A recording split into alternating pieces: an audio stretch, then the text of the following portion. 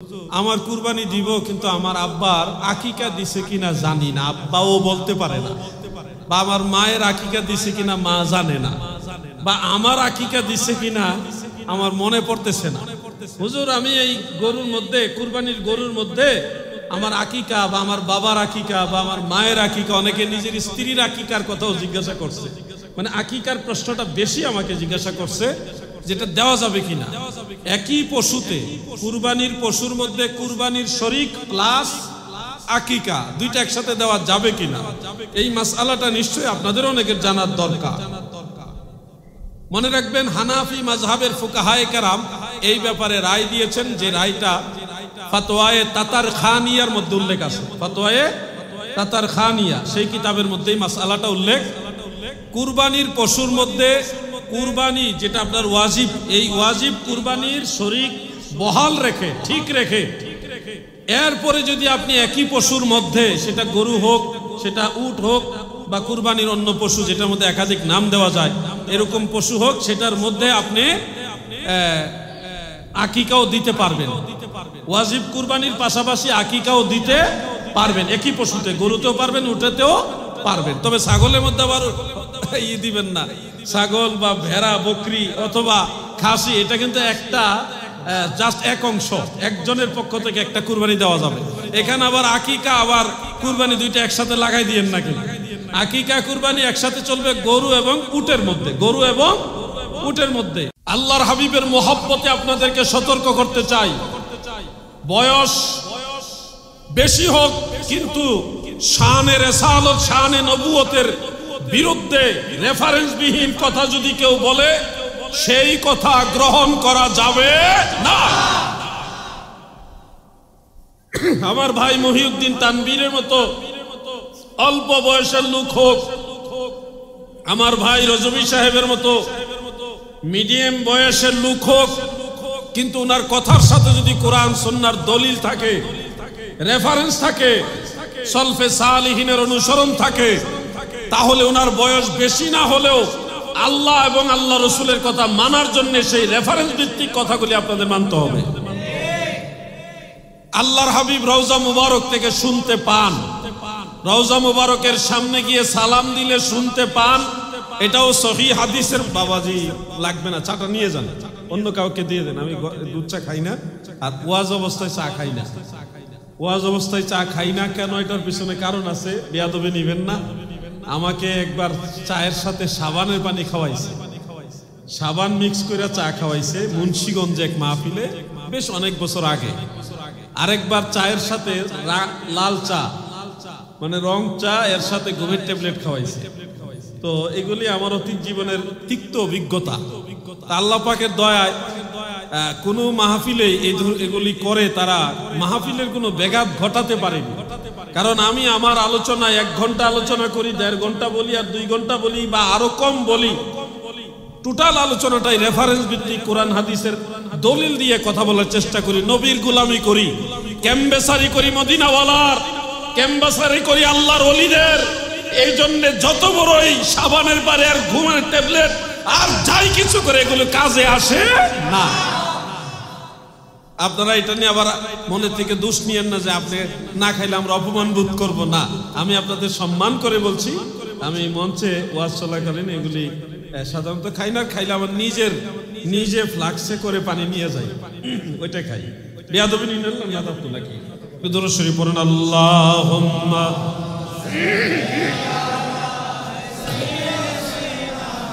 মাওলানা মুহাম্মদ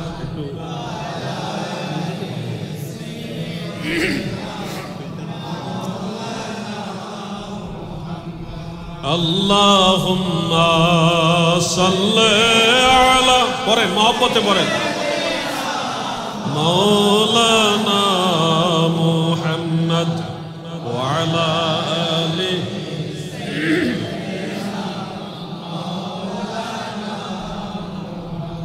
প্রিয় ভাইয়েরা আমার, প্রবীণ বয়সের একজন আলেম যখন বলে আল্লাহর হাবিবের রওজা মুবারকের সামনে গিয়ে নবীজিকে সালাম দিলে নবীজি শুনেন না, ফেরেশতা নিয়া তারপরে নবীজির কাছে সালাম পৌঁছে দিলে নবীজি উত্তর দেয়, এই যে একটা কথা বললেন, কথার পিছনে কোনো দলিল নাই।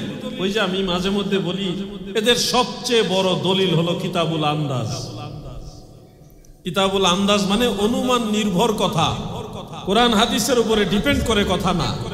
ওলামায়ে কেরাম জানেন, হাফিজুল হাদিস ইমাম আবু শাইখ ইস্পাহানী রহমাতুল্লাহ আলাইহি তার কিতাবুল আজমাতের মধ্যে, কেউ কেউ আজমাত বলেন, এটাই মশহুর, কিতাবুল আজমাতের মধ্যে ইমাম আবু শাইখ ইস্পাহানী বিশুদ্ধ সনদে একটা হাদিস উল্লেখ করেছেন, যে হাদিস সম্পর্কে হাফেজ ইবনু হাজার আসকালানী রহমাতুল্লাহ আলাইহি বুখারী শরীফের সবচেয়ে প্রসিদ্ধ সরা ফাতহুল বারি শরহে বুখারী, সেখানে তিনি উল্লেখ করে হাদিস শরীফ উল্লেখ করে বলেছেন, এই সনদ হলো ইসনাদুহু যায়্যিদ, অতি উত্তম সনদ এটা। অন্যান্য মুহাদ্দিসিনে কেরাম এই হাদিসটাকে শক্তিশালী বলেছেন, সনদকে যায়্যিদ বলেছেন। হাদিস হলো নবীজি বলেন, মান সাল্লা আলাইয়া ইনদা কবরি সামি'তুহু, যারা আমি রাসূলের রওজা মুবারকের নিকটে দাঁড়িয়ে আমি রাসূলকে সালাম দিবে, আল্লাহর নবী বলেন আমি নিজে তা শুনি। সুবহানাল্লাহ বলেন, সুবহানাল্লাহ বলেন।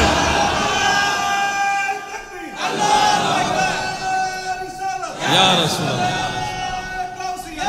প্রিয় ভাই আমার, এই হাদিস শরীফটা যায়্যিদ, শক্তিশালী সনদের। তবে যুবকদেরকে সতর্ক করে দেই, ঠিক এই হাদিস শরীফটাই ইমাম বাইহাকি রহমাতুল্লাহ আলাইহি বর্ণনা করেছেন শুআবুল ঈমানের মধ্যে। ওই সনদটা আবার দুর্বল, দাঈফ। যখন দেখবেন এই গুস্তাখে রাসূলরা নবীজির দুরূদ শরীফ শোনা না শোনা ব্যাপারে আলোচনা করে, তখন তারা এই সহিহ হাদিসের তথ্যটা আপনাদের দিবে না। দিবে কোনটা? ওই যেই সনদটা দাঈফ, দুর্বল, ওইটার কথা। অথচ একই হাদিস সহিহ সনদেও আছে, দাঈফ সনদেও আছে। তাহলে এটা হলো কুটিলতা, নবীর প্রতি বিদ্বেষ। না হয় তারা সহিহ হাদিস থাকতে এটা মানুষের সামনে কোট না করে দুর্বল হাদিসটা মানুষের সামনে কোট করছে, এর পিছনেতে বোঝা যায় তারা নবীজির সম্মান পছন্দ করে না।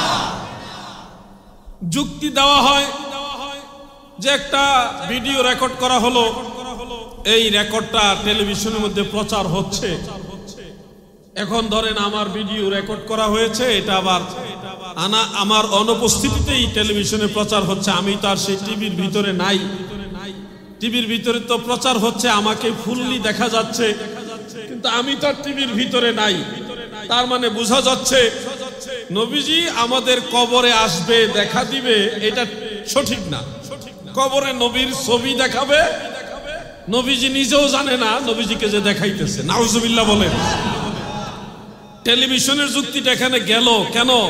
লাইভ ইমুতে, হোয়াটসঅ্যাপে, বাংলাদেশে বসে, লন্ডন, আমেরিকা, কানাডা, ইটালি, ফ্রান্সে, সারা ওয়ার্ল্ডে এখান থেকে বসে আপনি যে পৃথিবীর ওই প্রান্তের মানুষটাকে এখনই দেখছেন বা আপনাকে দেখছে, এই যে লাইভ চলতেছে বিভিন্ন চ্যানেলের মধ্যে, আমাকে দেশের মানুষরাও দেখছে, দেশের বাহিরের মানুষরাও দেখছে। এই যে দেখা দেখিটা, এটা কিন্তু এমন একটা দেখা দেখি যে লাইভ, লাইভ মানে কি হুবহু এখন দেখতেছেন।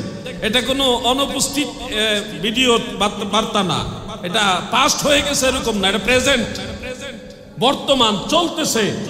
আমার দয়াল নবীজির ক্ষেত্রে টেলিভিশনের রেকর্ডের দিকে উদাহরণটা গেল। ইমো, হোয়াটসঅ্যাপে, বিভিন্ন মাধ্যমে অথবা স্যাটেলাইটের মাধ্যমে যে এট এ টাইম রানিং দেখা যায়, রানিং দেখা যায়, ওইটা কিন্তু আমার উদাহরণে আসলো। এ থেকে বোঝা গেল ওই লোকের উদাহরণের ভিতরে নবীর প্রতি বিদ্বেষ আছে। মিশকাত শরীফের হাসিয়া আছে, হাসিয়া মানে টিকা, সাইড নোট। আমাদের ভাইয়েরা পাদটিকা, পার্শ্বটিকা বিভিন্ন ভাবে এটার নামকরণ করা হয়। এই মিশকাত শরীফের হাসিয়ার মধ্যে স্পষ্ট লেখা রয়েছে, যখন প্রশ্ন করা হয় হাদিস শরীফ, সেখানে হাদিসটা হলো ৩ নম্বর প্রশ্নটা, মা কুনতা তাকুলু ফি হাযার রাজুল। এইটার ব্যাখ্যায় লিখতেছে মুহাদ্দিসিনে কেরাম যে ওয়ায়াকশিফু লিল মাইয়িতি হাত্তা ইয়ারা আন-নবিয়্য সাল্লাল্লাহু আলাইহি ওয়াসাল্লাম, মাইয়িতের অন্তরের চক্ষু, এই চোখের পর্দা এটা সরায় দিবে, আর সে সরাসরি আল্লাহর রাসূলকেই দেখবে। সুবহানাল্লাহ বলেন। আমার ওই ভাই যিনি বলছেন নবীজি কবরে আসেন না, ছবি দেখায়, নবীর ছবি দেখায়, নবীজি আসেন না, নবী জানেও না, নবীজির ছবি দেখাচ্ছে কবরে, নবীজি জানেও না এই কথা যিনি বলছে উনি কিন্তু এই কিতাবটা পড়েই এত বড় আলেম হয়েছেন, কিন্তু নবীর শান বলার ক্ষেত্রে এই কিতাবের কথা উনি বেমালুম ভুলে গেছেন। কিতাবের কথা নবীর শানের ব্যাপার আসে না, আসে ওনার যুক্তি ছবি, নবীর ছবি দেখাবে। আপনারা বলেন আল্লাহ রসুলের কোনো ছবি আছে? ইসলাম ধর্মে বিনা প্রয়োজনে ছবি তোলা জায়েজ আছে? তাহলে যেখানে ছবি তোলাই নিষেধ সেখানে আল্লাহর হাবিবের ছবি থাকবে, এটাও তো নবীর সাথে বেয়াদবি, ঠিক কিনা বলেন? প্রিয় ভাই আমার, বন্ধুরা আমার দয়াল নবীজির রওজা মুবারকের কাছে গিয়ে সালাম দিলে মায়ার নবী শুনতে পায়, এটাও সহিহ হাদিসে যেমনি ভাবে আছে। বাংলাদেশের এই চট্টগ্রামের বোয়ালখালী থেকে আপনি যদি নীরবে নিবৃত্তে একাকী, আপনি যদি ঘরের মধ্যে আপনার ঘর ভাঙ্গা ঘর হোক, সেখানে বসেও যদি আল্লাহর হাবিবকে মায়া মোহাব্বতের সাথে সালাম দেন, ওই সালামটাও আমার দয়াল নবী শুনতে পায়। মদিনা শরীফ গিয়ে সালাম দিলে শুনেন, এটা তো সহিহ হাদিসে আছে, এটাও আছে, এখান থেকেও সালাম দিলে নবীজি শুনতে। কিন্তু আমার ভাইয়েরা কষ্ট করে এই দলিলগুলি খুঁজেন না, তালাশ করেন না, অথবা তালাশ করে পেলেও নবীর সাথে যেহেতু এই কথাগুলি নবীজির পক্ষে, নবীর সম্মানের পক্ষে, সেহেতু এগুলি ওনারা নিতে চায় না। এটা হলো মূলত নবীজির প্রতি একটা বিদ্বেষ, খারিজিদের আলামত। আল্লাহ আমাদেরকে খারিজিদের খপ্পর থেকে হেফাজত করে, বলেন আমিন। আমরা এখান থেকে সালাম দিলে নবী শুনে কিনা? এটা আপনাদের বিশ্বাসে আছে কিনা? শুনুন দাদু, এখান থেকে মদিনা শরীফ বেশি দূরে নাকি হাউজে কাউসার বা লৌহে মাহফুজ বেশি দূরে? কোনটা বেশি দূরে? বাস্তবতার নিরিখে বলে লৌহে মাহফুজ দূরে না। মদিনা শরীফ তো আপনি প্লেন দিয়ে যাইতে পারবেন বা কোনো মাধ্যমে যাইতে পারবেন, লৌহে মাহফুজে যাওয়ার কায়দা আছে? মদিনা শরীফ থেকে আপনার বোয়ালখালী কাছে, কিন্তু হাউজে কাউসার দূরে। বুখারী মুসলিমের হাদিস, মিশকাত শরীফে আছে, আল্লাহর হাবিব বলেন মদিনার মসজিদে নববী শরীফে দাঁড়িয়ে প্রিয় নবীজি বলেন, আমি এখান থেকে হাউজে কাউসার দেখি। সুবহানাল্লাহ বলে। যিনি হাউজে কাউসার দেখেন জমিনে দাঁড়িয়ে, তিনি বাংলাদেশের বোয়ালখালী দেখে না, তিনি উম্মতের কবরে উম্মতকে দেখে না। এটা কি যৌক্তিক না অযৌক্তিক? বাস্তব কথাগুলি বুঝে নেবেন দাদু ভাই আমার। এই যে আল্লাহর ওলি হযরতে কাজী সগীর শাহ রহমাতুল্লাহ আলাইহি, আল্লাহর ওলিদের সম্পর্কে আপনাদের একটা বিশ্বাস অন্তরের মধ্যে রাখতে হবে। যারা সত্যিকারের আল্লাহর ওলি তাদের সম্পর্কে, অনেক ভণ্ড পীর আছে, আমার আলোচনাগুলি তাদের ব্যাপারে না। আমার আলোচনাগুলি যারা সঠিক আল্লাহর বন্ধু, সত্যিকার অর্থে যাদের সাথে আল্লাহর সম্পর্ক, বেলায়েতের সম্পর্ক, সেই আল্লাহর ওলিদের সম্পর্কে আপনাদের বলি। শুনুন দাদু, বাস্তবে হয়তো আপনারা এটা টের পেয়েও থাকতে পারেন, আল্লাহর ওলিরা ইন্তেকাল করার পরেও সে ইল্লিয়িন থেকে জমিনে আসা যাওয়া করতে পারে। বলবেন এটা কি আমি নিজের গায়ের জোরে বললাম নাকি বাস্তবে দলিলের জোরে বললাম? আমি আপনাকে দলিল সহকারে শুনিয়ে দিচ্ছি। আল্লাহর ওলি যারা সত্যিকারের মুমিনে কামিল যারা, তারা ইন্তেকাল করার পরে তাদের রুহুটা চলে যায় মালাইল আ'লা, সর্বোচ্চ জগতে ইল্লিয়িনের মধ্যে। সে ইল্লিয়িন থেকে ওনারা জমিনে আসেন। এটা আমার কথা নয়, এটা প্রিয় নবীজির কথা। যেই দলিলটা কোট করেছেন হাফিজুল হাদিস ইমাম ইবনু আব্দুল বার রহমাতুল্লাহ আলাইহির আল ইস্তিসকার সেই কিতাবের মধ্যে, এছাড়াও আত-তামহিদের মধ্যে হাদিসটা রয়েছে। আরো বেশ অনেকগুলো কিতাব, একটা কিতাবের নাম ইমাম ইবনু রজব হাম্বলি রহমাতুল্লাহ আলাইহির আহওয়ালুল কুবুর, সেই কিতাবের মধ্যে হাদিসটা আছে। আরো অনেক কিতাবে, আমি কিতাবের নাম বলা মূল মাকসাদ না, দুই একটা কিতাবের রেফারেন্স দিয়ে আপনাদের বললাম। আল্লাহর হাবিব বলেছেন, عن أبي هريرة رضي الله تعالى عنه قال قال رسول الله صلى الله عليه وسلم إن أرواح المؤمنين مرسلة تذهب حيث شاءت سبحان الله। হযরত আবু হুরায়রা রাদিয়াল্লাহু তাআলা আনহু থেকে বর্ণিত, তিনি বলেন আল্লাহর হাবিব বলেন, উম্মতেরা গো,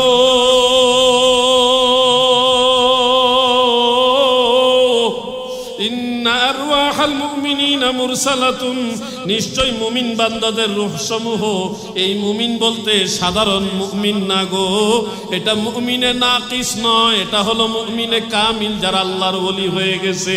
ওই ধরনের মুমিনে কামিল যারা, আল্লাহর হাবিব বলেন তারা লৌহে মাহফুজ সহ এই দুনিয়ার সব জায়গায় বিচরণ করে, মুরসালাতুন তাযহাবু হাইসু শাআত। শুধু এই বোয়ালখালী না, এই মসজিদ না, আল্লাহর ওলিরা আল্লাহর দেওয়া ক্ষমতায় গোটা দুনিয়ার আনাচে কানাচে যেখানে খুশি ওইখানে রুহানি ভাবে সায়ের করে। আল্লাহর হাবিবের হাদিস।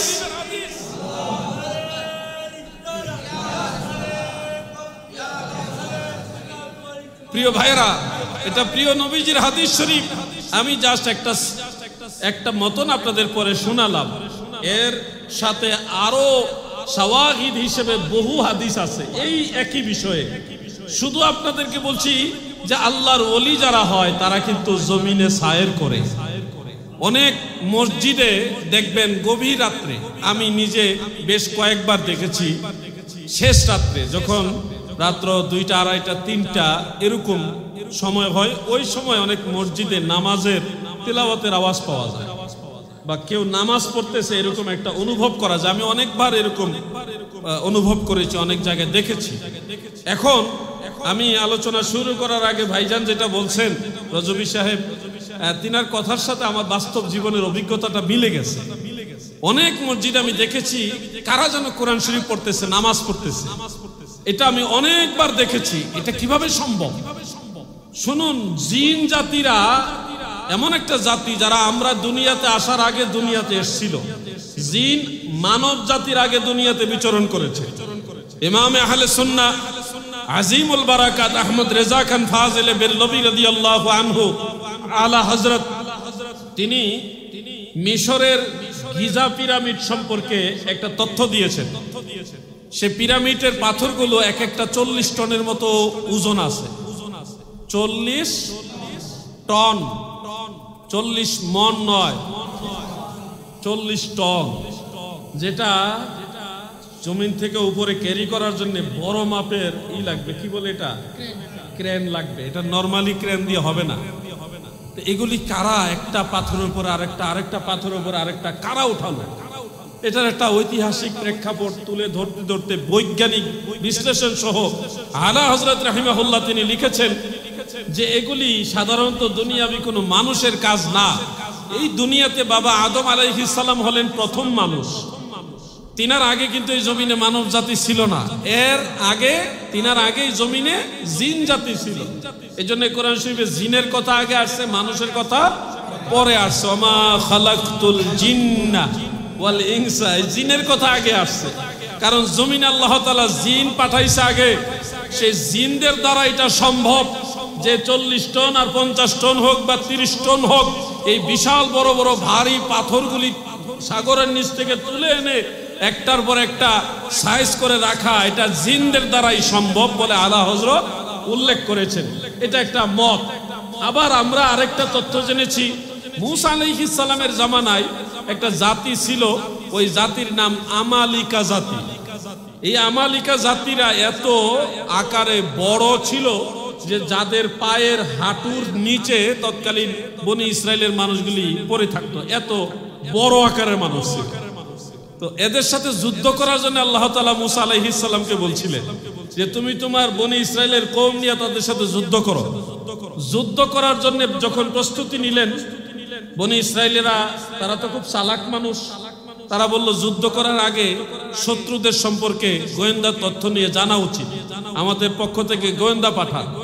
গোয়েন্দা পাঠানোর পরে গিয়ে দেখে এরা এত বড় সাইজের মানুষ যাদের সাথে যুদ্ধ তো দূরের কথা, তাদের হাঁটুর কাছাকাছিও তারা পুরাপুরি লম্বায় যায় না।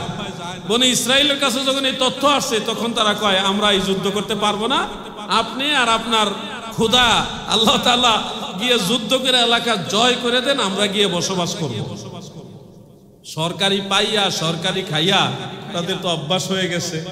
বিশাল বড় রেড সি, বড় একটা নদী পার হয়ে গেছে, পানি সরাই দিছে আল্লাহ, তারা পার হয়ে গেছে। ফেরাউন ডুইবা মরছে, কিন্তু বনি ইসরায়েলদেরকে আল্লাহ পার করে দিছে। এই পারে আইসা খাবার পানি নাই। মুসা নবী তোমার কথায় এলাকা ছাইরা, ফেরাউনের এলাকা ছাইরা, মিশর ছাইরা চলে আসলাম এদিকে, এখন তো পানির পিপাসা লাগছে, পানি খাওয়া, লবণাক্ত পানি, সাগরের পানি তো খাওয়া যাবে না, কি করা যায়? এখন মুসা আলাইহিস সালাম হাতের লাঠি দিয়ে এইভাবে গুতা দিলেন, মাটির নিচ থেকে সাগরের কিনারে মিষ্টি পানি উঠতেছে, সরকারি পানির মতো আর কি, মানে আল্লাহ তাআলার দেওয়া পানি খাইলো। কিছুক্ষণ পরে ক্ষুধা লাগছে, পেটের ক্ষুধা, এখন কি করব? এখন আল্লাহ তাআলা মানে আসমানি খাবার মান্না ওয়া সালওয়া পাঠাইলেন, আসমানি খাবার, সরকারি খাওয়ান আর কি। খাইতে খাইতে তারা তো মনে করেন সব ফ্রি পাইয়া অভ্যাস হয়ে গেছে, ফ্রি পাইয়া অভ্যাস। এখন আল্লাহ যখন বলছে যুদ্ধ করো, যুদ্ধ করতে প্রথম রাজি, কিন্তু যখন দেখছে সাইজ এত বড়, যুদ্ধ করা সম্ভব না, তখন কয় যে আমরা যুদ্ধ করতে পারবো না, আপনি আর আপনার আল্লাহ গিয়ে যুদ্ধ করে এলাকা ক্লিয়ার করে দেন, আমরা গিয়া বসবাস করব। কি সরকারি দাবি, চিন্তা করছেন? এত বড় মানুষের সাথে যুদ্ধ করা সম্ভব না, ওনারা যুদ্ধ করতে রাজি হইল না। তো জানা যাচ্ছে একটা তথ্য মোতাবেক আমালিকা জাতিরা যেহেতু আকারে বৃহৎ আকার ছিল, ওই তারা এই একটা পাথরের উপর একটা রেখে তৎকালীন সময়ে এইগুলি করেছে, এটা একটা মত। আল্লাহু আলাম, আল্লাহ তাআলাই সবচেয়ে ভালো জানে, কারণ পৃথিবীতে এখনো 7টা জিনিস আছে যেগুলির কোনো বৈজ্ঞানিক ব্যাখ্যা এখনো পাওয়া যায়নি, যার মধ্যে একটা হলো মিশরের গিজা পিরামিড। তো আমি আপনাদেরকে এই তথ্যগুলি হঠাৎ করে নিয়ে আসলাম জিনের কথা নিয়ে। জিন, এই জিন জাতি তারা হলো আগুনের তৈরি একটা জিন। দেখেন আপনি, তারা চাইলে মুহূর্তের মধ্যে পৃথিবীর এক প্রান্ত থেকে আরেক প্রান্তে যাইতে পারে, এই ক্ষমতা আল্লাহ তাদেরকে দিয়ে রাখছে। এবং কোরআন শরীফের মধ্যে এটার ঘটনাও আছে সূরা নমলের মধ্যে। এগুলি আপনারা জানেন, আমি বারবার বলে সময় নষ্ট করতে চাচ্ছি না। ইফরিত জিনের কথা কোরআন শরীফে আছে। তো এই যে একটা পাওয়ার, জিন জাতি যদি মুহূর্তের মধ্যে অথবা অল্প সময়ের মধ্যে এক প্রান্ত থেকে আরেক প্রান্তে যাওয়ার মতো ক্যাপাসিটি পাওয়ার রাখে, আপনাদের বিবেকে কি বলে? আল্লাহর ওলিদের পাওয়ার কি জিনের চেয়ে কম না বেশি? নিঃসন্দেহে বেশি, এখানে কোনো সন্দেহ রাখা যাবে না। আরেকটা হাদিস শরীফ আপনাদেরকে বলি, তাহলে আরো ক্লিয়ার হবে জিনিসটা। মুসান্নাফ ইবনে আবি শাইবা এই কিতাবের মধ্যে উল্লেখ, কিছু যুবক আছে কয় বুখারী মুসলিমের কথা কয়, বুখারী মুসলিমে আসেনি। আরে বাবাজি, যে কিতাবগুলোর নাম আমরা বলি এগুলি তোমরা হুজুররাও ঠিক মতো পড়ে না, অথবা খুঁজেই পায় না, যার কারণে তারা সীমাবদ্ধ কয়েকটা হাদিসের মধ্যে, কয়েকটা কিতাবের মধ্যে সীমাবদ্ধ থাকার কারণে তারাও এগুলি জানে না। তোমরা তাদের ফলোয়ার্স, এখন তোমরা ওই সমস্ত কিতাবের কথা শুনলে বুখারী মুসলিম আছে। এখন আপনি যদি বলেন আমি বলতেছি মিশরের গিজা পিরামিডের কথা, আপনি যদি বলেন বোয়ালখালীর কথা বলেন, আপনার দৌড় হইল বোয়ালখালী পর্যন্ত, আপনার জানা আছে বোয়ালখালী পর্যন্ত। এখন আপনার কাছে তো মিশরের কথা ভালো লাগবে না। মুসান্নাফ ইবনে আবি শাইবা এই ধরনের প্রাচীন প্রাচীন কিতাবের নাম শুনলে যারা বলে বুখারী মুসলিম আসেনি বলেন, তাদের দৌড়টা হইল ওই পর্যন্তই।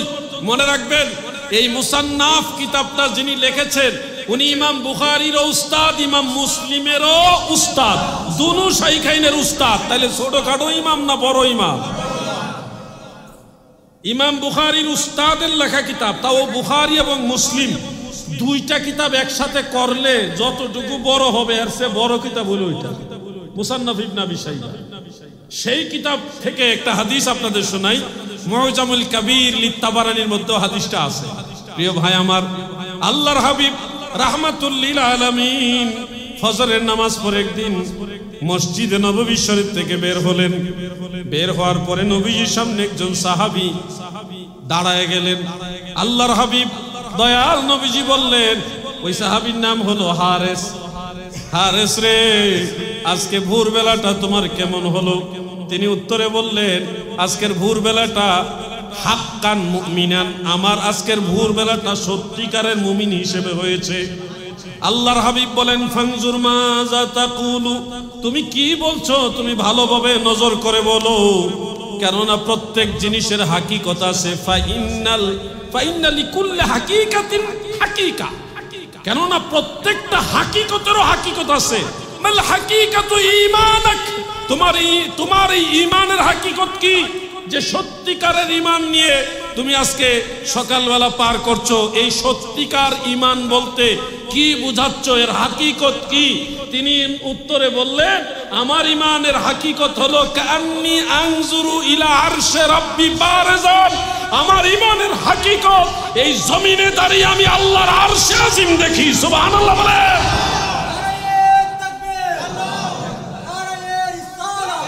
এখন যুবক ভাইরা, এগুলি কোনো মুহাদ্দিসের কথা নয়, এগুলি কোনো ফকি মুস্তাহিদেরও কথা নয়, এটা সরাসরি হাদিস এবং সনদের বিবেচনা এগুলি শক্তিশালী সনদের হাদিস। সেখান থেকে আপনি দেখেন, নবীজি রাসূল করিম সাল্লাল্লাহু আলাইহি ওয়াসাল্লাম তো অনেক ঊর্ধ্বের কথা, তুলনাই দেওয়া যাবে না।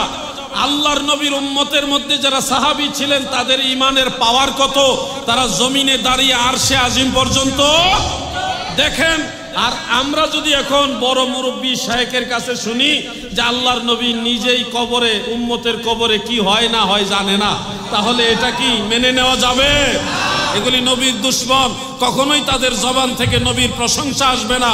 যত দেখবেন তারা কোরআন শরীফ সবগুলি সূরা আয়াত পারা তন্ন তন্ন করে পড়বে আর খুঁজবে কোন জায়গায় আছে নবী জানে না, কোন জায়গায় আছে নবীজি আমাদের মতোই, কোন জায়গায় আছে নবীজি পারে না, কোন জায়গায় আছে নবীজি পারবে না, এগুলি তারা কোরআন থেকে খুঁজে খুঁজে বের করার চেষ্টা করে। আর সুন্নিরা যখন কোরআন পড়ে তখন সব সূরা আয়াত পারা সব পড়ে আর খুঁজে কোথায় আছে আমার নবী শাফাআতকারী, কোথায় আছে আমার নবী তারানেওয়ালা, কোথায় আছে আমার নবী জানে, কোথায় আছে আমার নবী পারে। নবীর প্রেমিকরা নবীর শান কোরআন থেকে খুঁজে, ঠিক কিনা বলে?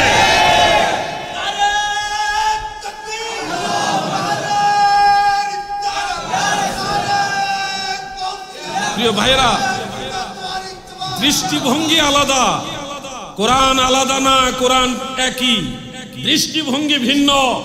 নবীর প্রেমিকদের দলিল লাগে না, যার কারণে বিনা দলিলই তারা নবীকে ভালোবাসে, কিন্তু দলিল যখন খুঁজে তারা নবীর শান মান খুঁজে। ও ভাই, গোলাপ ফুল থেকে মৌমাছি নিয়ে বানায় মধু, গোলাপ ফুল থেকে পানি নিয়ে, বিভিন্ন ফুল থেকে পানি নিয়ে মৌমাছি নিয়ে বানায় কি মধু, কিন্তু একই ফুলের পানি নিয়ে ভুমরা পোকা বানায় বিষ। একই জায়গার পানি, কারো কাছে বিষ, কারো কাছে মধু। কোরআনের মধ্যে কোরআনের সূরা আয়াত পারা সবই ঠিক আছে, কিন্তু দাদু দেখবেন সুন্নিরা যখন কোরআন পড়ে তখন এটার মধ্যে নবীজির মহব্বতের মধু খুঁজে পায়, আর নবীর দুশমনেরা যখন কোরআন পড়ে তখন এর মাঝে নবীর শানের বিরুদ্ধে দলিল খুঁজে, ঠিক কিনা বলে? এগুলি গুস্তাখে রাসূল, এদের সাথে আল্লাহর হাবিবের কোনো সম্পর্ক নাই, ইসলামের মূল দর্শন তাদের মাঝে নেই। আপনারা যদি সচেতন না হন তাহলে আপনারা ক্ষতিগ্রস্ত হবেন। আমাদের কথার সাথে এই 1400 বছরের সমস্ত ইমামদের কথা মিল পাইবেন, কারণ আমরা নতুন না, উইরা ইসা জুইরা বসি নাই। আমি মাঝে মধ্যে বলি, আমাদের এই আহলে সুন্নাত ওয়াল জামাত, এই সুন্নি জামাত আমরা স্বপ্নে পায়া আবিষ্কার করিনি। সুন্নি জামাত মজলিসে শুরা দিয়ে আবিষ্কার করা হয়নি। সুন্নি জামাত কোনো নির্বাচন দিয়ে বানানো হয়নি। সুন্নি জামাতের প্রতিষ্ঠাতা হলো রাহমাতুল লিল আলামিন। আমরা নবীর দল করি, ঠিক কিনা বলে? এটা স্বপ্নে পাওয়া দল না, মজলিসে শুরা দিয়ে এই দল বানানো হয়নি। এই দলের প্রতিষ্ঠাতা রাহমাতুল লিল আলামিন। সমস্ত সাহাবারা এই দলের সদস্য, সমস্ত তাবি, চার মাযহাব, সকল তরিকতের ইমামরা, সমস্ত আউলিয়ারা সুন্নি।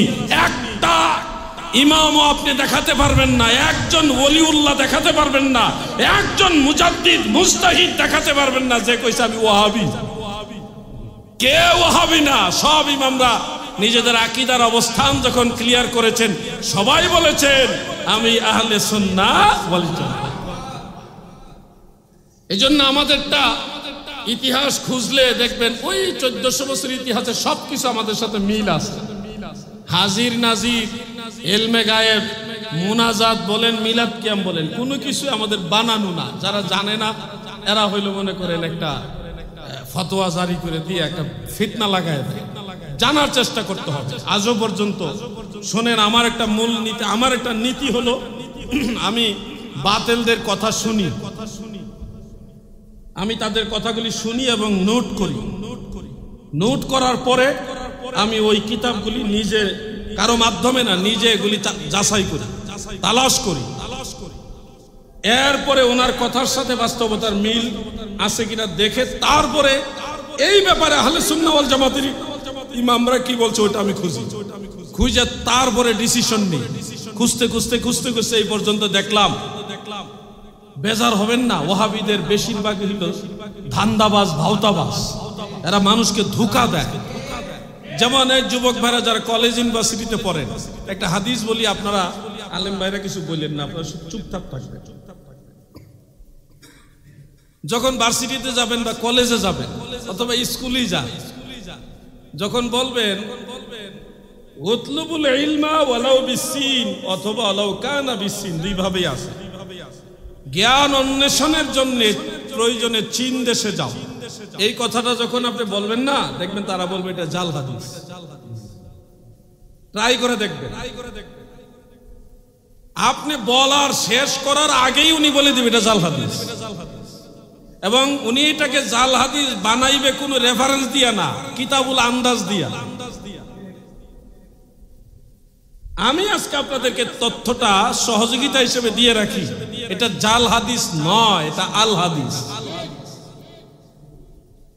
কিভাবে আল হাদিস? প্রথমত হাফিজুল হাদিস ইমাম আবু বকর বাইহাকি রাহমাতুল্লাহ আলাইহির শুআবুল ঈমানের মধ্যে হযরত আনাস ইবনে মালিক রাদিয়াল্লাহু আনহু থেকে একাধিক সূত্রে এটা বর্ণিত রয়েছে।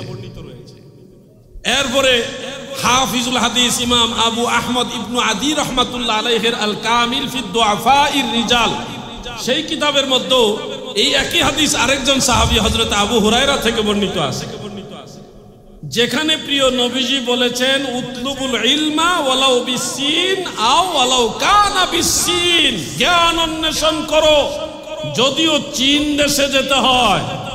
আল্লাহর রাসূলের জবানে চীন দেশের নাম আসছে। পৃথিবীর কত রাষ্ট্র, কত দেশ আছে, অনেক দেশের কথা কোরআনে আছে, হাদিসে আছে, কিন্তু নবীজি জ্ঞানের কথা বলতে গিয়ে চীন দেশের নামটা উচ্চারণ করেছেন এবং একাধিক সূত্রে এটা প্রমাণিত। মুহাদ্দিসিনে কেরাম বলেছেন, ইমাম মানাবি, আব্দুর রউফ আল মানাবি, জাইনুদ্দিন মানাবি, অন্যান্য মুহাদ্দিসরা, ইমাম সাখাবি, শামসুদ্দিন সাখাবি, ওনারা বলেছেন ইউকাউই বাদুহা বাদান, একটা সূত্র আরেকটা সূত্রকে এটা শক্তিশালী করেছে। মানে এটা উড়িয়ে ফেলে দেওয়ার মতো হাদিস শরীফ না, এটা শক্তিশালী হাদিস, যেখানে নবীজি চীন দেশের কথা বলেছেন এবং জ্ঞানের কথা বলতে গিয়ে চীন দেশের নাম রাহমাতুল লিল আলামিন নবীজির জবান মুবারকে এসেছে।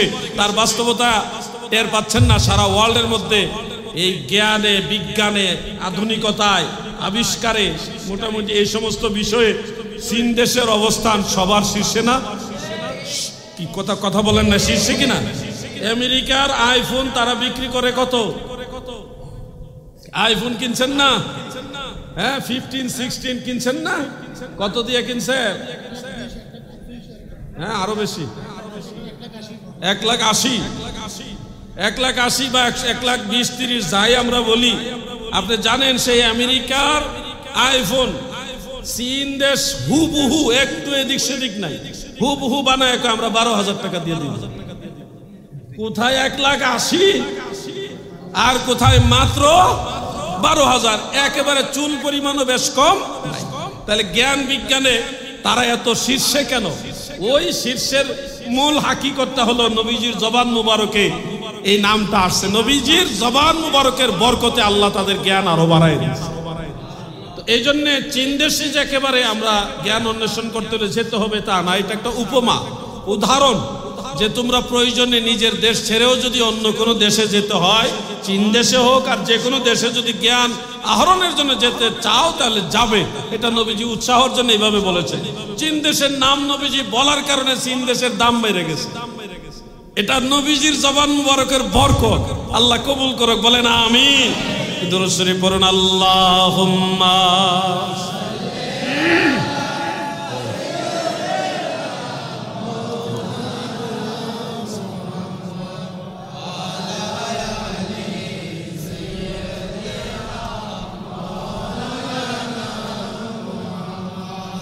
আল্লাহুম্মা সাল্লি আলা মারহাবা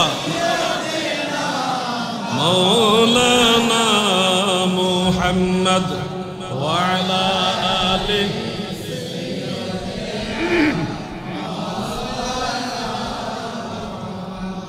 আমি আলোচনাটা সামনে যেহেতু কুরবানি ওই বিষয়ে কিছু কথা বলবো। মুলাখাস এতগুলি কথা বলার মূল যে উদ্দেশ্য সেটা হলো যে আল্লাহর নবী রাসূল করিম সাল্লাল্লাহু আলাইহি ওয়াসাল্লাম তিনি এমন মহাসম্মানিত নবী, আপনি এখান থেকে বসে নবীজিকে সালাম দেন, এটাও নবীজি শুনেন, এবং রওজা মুবারকের সামনে গিয়ে যদি সালাম দেন আপনার সালাম সরাসরি নবীজি শুনেন এবং জবাব দেন। এই বিশ্বাসটা অন্তর থেকে রাখতে হবে। এই বিশ্বাস আপনাদের অন্তরে আছে তো? এই বিশ্বাস নিয়ে আমরা দুরূদ পড়ি, এই জন্য দুরূদের মধ্যে মহব্বত বেশি। আর দেখেন ওয়াহাবিদের বিশাল বড় বড় সমাবেশ, কত বক্তা আছে, কত ডিগ্রিধারী বড় বড় নামি দামি স্কলার আছে গো, লাখ লাখ মানুষ জড়ো হয়েছে, কিন্তু শোনার মতো আমার নবীর দুরূদের আওয়াজ তাদের মাঝে পাওয়া যায় না। অপোজিটে নবীর প্রেমিকেরা, তারা বড় ডিগ্রি নাই, তারা বড় টাকাওয়ালা না, বড় স্কলার না, আমার নবীর গোলাম, আমার নবীজির সুন্নিয়তের খাদেম, তারা যদি ছোট্ট একটা মজলিসেও বসে, যদি 11 জন মানুষ নিয়ে বসে, এই 11 জন যখন একটা মজলিসে বসে নবীর দুরূদ পড়ে গো, ওই দুরূদের মাঝে নবীর মহব্বতের মধু পাওয়া যায়। এই জন্য দাদু আমার একটা জিনিস হলো সোনা স্বর্ণ, আরেকটা হলো 2 নম্বর সিটি গোল্ড। কি গোল্ড? সিটি গোল্ড যদি 10 কেজি হয় আর সত্যিকারের স্বর্ণ যদি 1 বড়ি হয়, তো 10 কেজি সিটি গোল্ডের দাম বেশি না, এক বড়ি স্বর্ণের দাম বেশি। এইটাই মনে রাখবেন। যে একটা ছন্দ আমি মাঝে মধ্যে বলি, ভবে হাটেতে হাটক কিনতে এসে চিনতে নারী লিপিত লোকে মিকেল, বাহিরের রূপে ধাঁধা লাগিল রে, বাহিরের রূপে ধাঁধা লাগিল রে, তুই মজিলি মা কালো দেখে ভেলো। কুষ্টিয়ার বিখ্যাত কবি মৌলানা দাদালি রহমতুল্লাহ আলাইহি তিনি এই কবিতাগুলি লিখেছেন। কিছু চাহিনে তোমার নিকট হে, শুধু দর্শন অভিলাষ মনে, ভবেরাজ অধীরাজ কর যদি কবু, ধরিবে না মনে তোমা বিনে। আমার যদি রাজা বাদশাহ দুনিয়াতে বানা, ওগো দয়াল নবীজি আমার অন্তরে আপনি ছাড়া অন্য কিছু জায়গা হবে না। আর এই দুনিয়াতে আমি আপনার দর্শন, আপনার দিদার ছাড়া আর কিছু চাই না। এই কথাটা কুষ্টিয়া থেকে, সেই কুষ্টিয়া থেকে তিনি এই ছন্দগুলি লিখলেন আর গুনগুনায় গাইলেন। সেই ছন্দ চলে গেছে এনায়েতপুরে, সেই ছন্দ চলে গেছে শম্ভুগঞ্জে, আত্রশীতে, বিভিন্ন দরবারে। এই ছন্দের মূল যে লেখক তিনি হলেন বিখ্যাত কবি মাওলানা দাদালি সাহেব রহমতুল্লাহ আলাইহি। এই জন্য আমি এগুলি গাই, আমার খুব ভালো লাগে। আমার মুর্শিদ কেবলা তিনিও গাইতেন।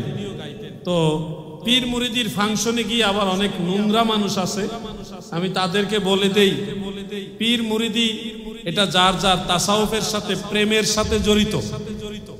অনেকে অনেকভাবে বিষয়গুলি দেখেন, আমি কার কাছে মুড়ি, কে আমার পীর, এত কিছু জানার জন্য অনেক সময় প্রশ্ন করেন। আপনাদেরকে সম্মানের সাথে বলে দিচ্ছি, আমার পীর ও মুর্শিদ কে এটা আমার ব্যক্তিগত বিষয়। তারপরও মাঝে মধ্যে মনে চায় এই অবুঝ মানুষগুলিকে বুঝানো।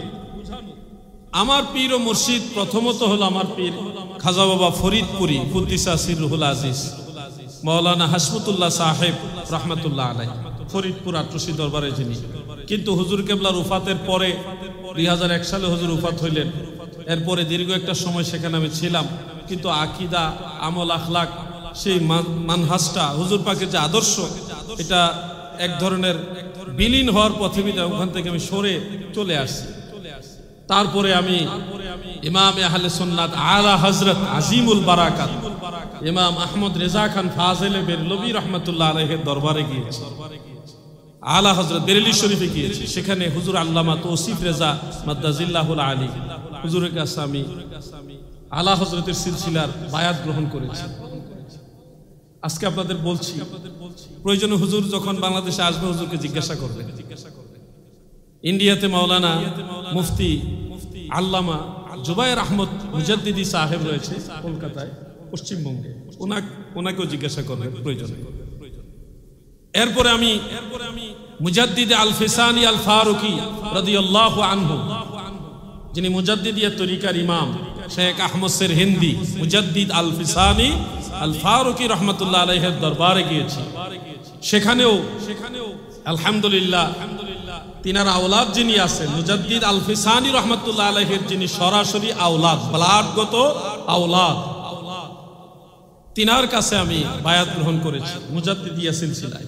এবং হুজুরের কাছে যখন আমি বললাম যে হুজুর আমাকে সবক দেন, আমার তো সবকগুলি আগে যতটুকু পারছি আমি আদায় করছি। হুজুরকে আমি বললাম যে আমাকে সবক দেন। হুজুর আমার দিকে কিছুক্ষণ 1 থেকে 1.5 সেকেন্ড বা 2 সেকেন্ড মতো তাকিয়ে বলতেছে যে আপনার সকল সবক, উর্দু ভাষায় বলতেছে, সকল সবক দয়াল নবীজি আদায় করে দিয়েছে। আমি বেকুবের মতো ওখানে বসে রইলাম যে আমার মতো নালায়েক, নাচিজ, অধম, অযোগ্য নবীর গোলামি করার মতো যোগ্যতা নাই, আমার মতো নালায়েকের দিকে দয়াল নবীজির নজর আছে। এই জিনিসটা আমি আশ্চর্য হইলাম। তারপরেও আমি হুজুর কেবলার কাছ থেকে জোর করি, আবার বললাম যে তারপর বরকত না, আমার সিনার মধ্যে সবকের হাত আপনি লাগাইছে। এরপরে পীরানে পীর দস্তগীর হুজুর গাউসুস সাকালাইন শেখ সৈয়দ মহিউদ্দিন আব্দুল কাদের জিলানী বাগদাদি আল হাসানি ওয়াল হুসাইনি রাদিয়াল্লাহু আনহুর দরবার বাগদাদ শরীফ আমি গিয়েছি, আপনারা জানেন। সেখান থেকে আমার নিসবত আছে, মুজাদ্দিদ সাহেবের দরবারে আমার নিসবত আছে, আলা হযরতের সাথে আমার নিসবত আছে। এটার অর্থ এই না যে একজন পীরের কাছে বায়াত হওয়া মানে এই না যে আরেকজন পীরকে অবমাননা করা। আপনারা মাদ্রাসায় পড়ার সময় অবশ্যই হাদিস পড়ার সময় মুহাদ্দিস হুজুরের কাছে গিয়েছেন, তাফসীর পড়ার সময় মুফাসসির হুজুরের কাছে বসেছেন, ফিকহ পড়ার সময় মুফতি হুজুরের কাছে বসেছেন। এক এক সাবজেক্টের এক একজন টিচার আছে না? কাদরিয়া তরিকার একজন শায়েখ লাগে, সোহবত লাগে। চিশতিয়া তরিকারও নিসবত আমার আছে, আজমির শরীফের সাথে আমার নিসবত আছে। নকশবন্দিয়া মুজাদ্দিদিয়া সিলসিলা নিসবত আমার আছে, আলা হযরতের সাথে আমার নিসবত আছে। আমি এগুলো নিয়েছি। আল্লাহর ওলিদের নেক নজর আমার এই নালায়েকের উপরে থাকুক। এর অর্থ এই না যে আগে যার কাছে আমি বায়াত ছিলাম ওনাকে আমি অবমাননা করছি, ওটা না। আমি ওনাকেও মাথার তাজ হিসেবে সব সময় মানবো। ওলি আল্লাহকে কখনো অবমাননা করা যাবে না।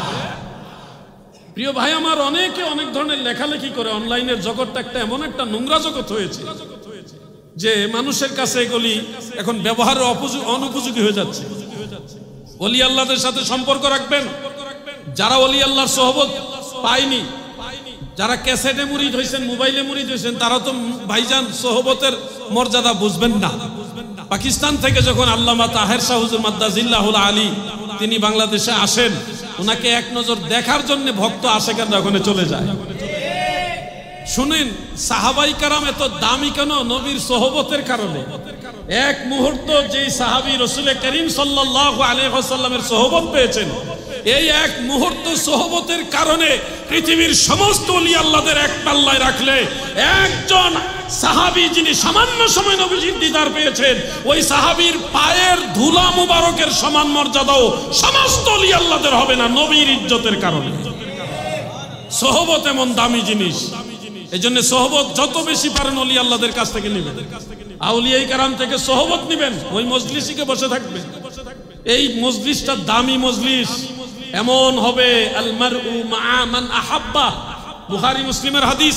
এই মজলিস এখানে বসছেন, আল্লাহ যদি দয়া করে দয়াল নবীজির উসিলায় হুজুরকে হাসর ময়দানে জান্নাতি হিসেবে ঘোষণা করে দেন, তা আমি তো হুজুরের পাশে বসছিলাম, এই বসেছিলাম, আপনি বসেছিলেন এখানে, এই বসেছিলেন এই কারণে আপনাকে ওনার মনে পড়বে যে তুমি তো আমার মজলিসে বসছিলে, আসো তুমি আসো আমার সাথে, তুমি আসো আমার সাথে, তুমি আসো আমার সাথে।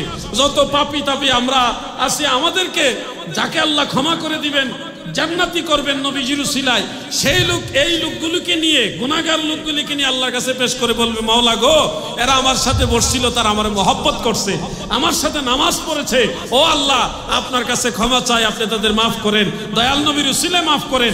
তখন ওই আলেমের উসিলায়, ওই ক্ষমাপ্রাপ্ত ব্যক্তির উসিলায় অসংখ্য গুনাহগার ব্যক্তিকে ওনার সাথে জান্নাতে কবুল করবে।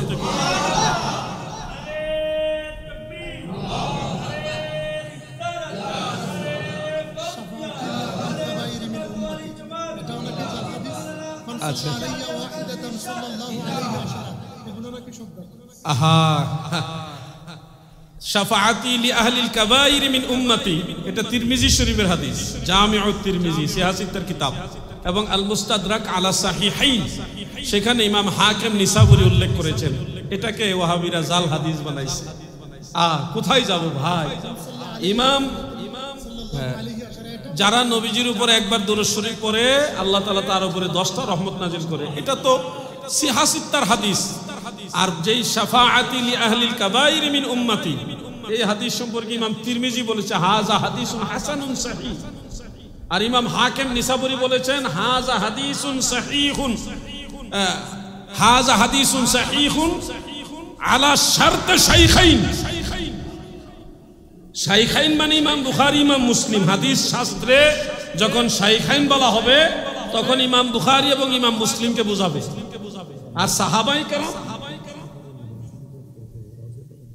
লেখা রাখছে, হ্যাঁ। এবং ওই যে আপনারা দেখবেন রোজা মুবারকের, আপনি যখন বাবু সালাম দিয়ে ঢুকবেন, বাবু সালাম দিয়ে ঢুকবেন, হাতের বাম দিকে একটা মেহরাবের মতো একটা স্টিলের বা একটা সোনালী কালার একটা গেট আছে, ওই গেটের মধ্যে এই হাদিস শরীফটা লেখা আছে। এবং ইমাম হাকিম নিসাবুরি বলছে এটা বুখারী মুসলিমের শর্তানুসারে সহিহ। ইমাম তিরমিজিটাকে সহিহ বলেছে, আর ওয়াহাবিরা এটাকে জাল হাদিস বানাইছে। কোথায় যাবেন বলে? ওয়াহাবি জিন্দাবাদ নাকি? এই জন্য ওয়াহাবিদের যত 2 নম্বরই আছে, যতগুলি বই আমি তাদের সংগ্রহ করছি, যেখানে যে রাসূল পাকের আল হাদিস, এটাকে তারা বিভিন্ন ছল চাতুরি আসনিয়ে জাল হাদিস বানাইছে, সেইগুলোকে আমি আলাদা এক জায়গায় করছি, কইরা ওই একটা বই লিখছি। বইটার নামই রাখছি ওয়াহাবিদের ঘোষিত অনেক জাল হাদিসি আল হাদিস। নামটা ঠিক আছে নি? নতুন আপডেট ভার্সনটা নিবেন, তাহলে এটার মধ্যে অনেক তথ্য পেয়ে যাবেন। এই বইটা লেখার উদ্দেশ্য হলো, প্রিন্সিপাল আল্লামা জলিল শাহবুজুর রহমাতুল্লাহ আলাই, তিনি একসময় ছিলেন, কিছু লেখনী লিখে গেছেন, আরো অনেক সুন্নি আকাবিরা লিখে গেছেন, আমরা পাইছি, ওইটা পড়ে আমরা শিখছি। কিন্তু আমাদের পরবর্তী প্রজন্মের জন্য আমাদের তো কিছু লিখে যাওয়া উচিত, না হয় এরা ওয়াহাবিদের বই পড়ে, এমনি তো পড়ে। মোটেও যদি আমাদের কোনো লেখা না থাকে ডকুমেন্টারি, শুধু আল হাদিস লেখা রাখলে তো হবে না, এটা রেফারেন্স দিতে হবে, কোন কিতাব, কোন ইমামের লেখা, সনদ কি, সনদের মান কি, হ্যাঁ, তারপরে তাখরিজাতের কোন কিতাব আছে, মৌজুয়াতের কোন কিতাব আছে, আসমা ও রিজালের কোন কোন কিতাবে রাবির কথা আছে, ডিটেলস ব্যাখ্যা করে এই কিতাবগুলি আমি লিখেছি। আজকে আনছি মনে হয় 10টার মতো কিতাব আছে আমার সাথে, যা ওয়াহাবিদের ঘোষিত অনেক জাল হাদিসি আল হাদিস। এই 10টা কিতাব যদি মনে করেন কারো গবেষণা করার ইচ্ছা আছে, কারণ আমার বই সবাই বুঝবেন না, এই বইটা অন্তত বোঝার জন্য কিছু জ্ঞান, মানে কিছুটা মাল মশলা থাকতে হবে। সবাই হুট করে বুঝবেন না, আবার একবারে যে বুঝবেন না তাও না। এই বইটা আপনারা চাইলে সংগ্রহ করে রাখতে পারেন, এই বইটা। ওয়াহাবিদের ঘোষিত অনেক জাল হাদিসি আল হাদিস, ওয়াহাবিদের গুমর একেবারে পুরোপুরি ফাঁস করছি এবার ইনশাআল্লাহ। বাংলা ওয়াজ যারে বলে, কোন কিতাবে তারা এটা ভুল তথ্য দিছে, কোন জায়গায় তারা এটা জাল হাদিস দাবি করছে, ওই কিতাবের রেফারেন্স উল্লেখ করে তারপরে আহলে সুন্নাত ওয়াল জামাতের মুহাদ্দিসিনে কেরাম কি বলছে, এটা সনদ কি, ডিটেইলস আনছে, এটা সংগ্রহ করবেন, স্টাডি করবেন। আপনাদের চট্টগ্রামে তেমন একটা সমস্যা নাই, তারপর আমি বলবো স্টাডি করার বিকল্প নাই। এই চট্টগ্রামে দেখছেন সুন্নিদেরকে মারছে, আন্দোলনে নামছেন না আপনারা। চট্টগ্রামের মতো জায়গায় যদি ওয়াহাবিদের হাতে, খারিজি এই জামাত শিবিরের ছেলেদের হাতে মাইর খাইতে হয়, তাহলে অন্য অন্য জায়গায় আমাদের সুন্নিদের কি অবস্থা, এগুলি আপনারা ভাববেন, ভাবতে হবে আপনাদের। আপনি মাহফিলে আসছেন, কথা শুনছেন, দুইটা কথা হইলে তো শুনছেন, আপনার ছেলেকে নিয়ে আসলেন না, ছেলেকে ঠিকই মোবাইল দিয়ে ঘরে রেখে চলে আসছেন। তা আপনি সুন্নি হইলে চলবে, আপনার ছেলে সুন্নি হওয়া লাগবে না? আপনি মাহফিলে যান, সুন্নি মিলাদ হইলে মিলাদ শরীফে যান, কিন্তু আপনার ছেলে সন্তান, মেয়ে সন্তান, তাদেরকে ওইদিকে ইয়ে করেন না, নেন না। এতে করে কি হবে জানেন? আপনি ঠিকই সুন্নি থাকবেন, আস্তে আস্তে আপনার ছেলেকে ঠিকই খারিজিরা নিয়ে যাবে। আপনি মরার পর আপনার ছেলেই দোয়া করবে না। এই জন্য আপনি একা সুন্নি হইলে চলবে না, সুন্নি আপনি হবেন, আপনার স্ত্রীকে সুন্নি বানাইতে হবে, স্ত্রীকে শোনাবেন, সুন্নি আলেমদের আলোচনা শোনাবেন। মহিউদ্দিন তানবীরের মতো যারা আশিক রাসূল শায়ের রয়েছে তাদের নাত শরীফ শোনাবেন, এগুলি শোনাবেন। পুরো ফ্যামিলি সুন্নি হতে হবে, এগুলি আপনার দায়িত্ব নিয়ে সামনে এগিয়ে যান। দেখেন আমাদের মাওলানা রইসউদ্দিন সাহেব সুন্নি জামাতের একটা স্পিকার, সে একজন একটা আলেম ছিল, একটা মসজিদের খতিব ছিল, তাকে প্রকাশ্যে দিবালোকে সংঘবদ্ধভাবে প্রহার করতে করতে, আঘাত করতে করতে মেরে ফেলেছে। কিন্তু সেই মৃত ব্যক্তি যে শহীদ হয়ে গেছে, যাকে মেরে ফেলেছে, তার মার্ডার কেসটা প্রশাসন নেয় নাই। সারা বাংলাদেশে জাতীয় পর্যায়ে আন্দোলন কইরা তারপরে মামলা একটা করার লাগে। কোথায় আপনাদের অবস্থান? একটা মানুষ মেরে ফেলেছে, মার্ডার কেস, কেস নেয় না বিদায় সারা বাংলাদেশে আন্দোলন কইরা কেস নেওয়ানো হয়েছে। এরপরে আন্দোলন করতে গিয়ে 21 কতজন জানো? 24 জন, 24 না 21 জন আন্দোলন কেন করলো? কেস নেওয়ার জন্য, যে আমার ভাইরে মেরে ফেলছে, মামলাটা নেন। এই জন্য আন্দোলন করছে কেন? এই জন্য 21 জন বা 24 জনকে গ্রেফতার কইরা কতদিন জেল খাটাইছে? 19 দিন জেল খাটাইছে। কোথায় আপনাদের অবস্থান বুঝতে পারছেন? আপনারা বুঝেন না, যতই মাহফিল এসে বলেন বুঝতে পারছি, বুঝেন না আপনারা। আপনারা বুঝতে হবে, এগুলো ভাবতে হবে। কেন আল্লাহর হাবিবের পক্ষে আপনাদের থাকার ইচ্ছা নাই? ইমাম হুসাইনের পক্ষে থাকার ইচ্ছা নাই? তাহলে আপনাদের ভাবতে হবে, এগুলো বুঝতে হবে। আপনারা যদি মজবুত হতেন, আন্দোলন করা লাগতো না। একজন শুধু বললে হয়তো মামলা নেও, আসামি অ্যারেস্ট করাও, সাথে সাথে আব্বাটাইকে অ্যারেস্ট করাইতো। ডোন্ট মাইন্ড প্লিজ শব্দটা আমি এভাবে বললাম।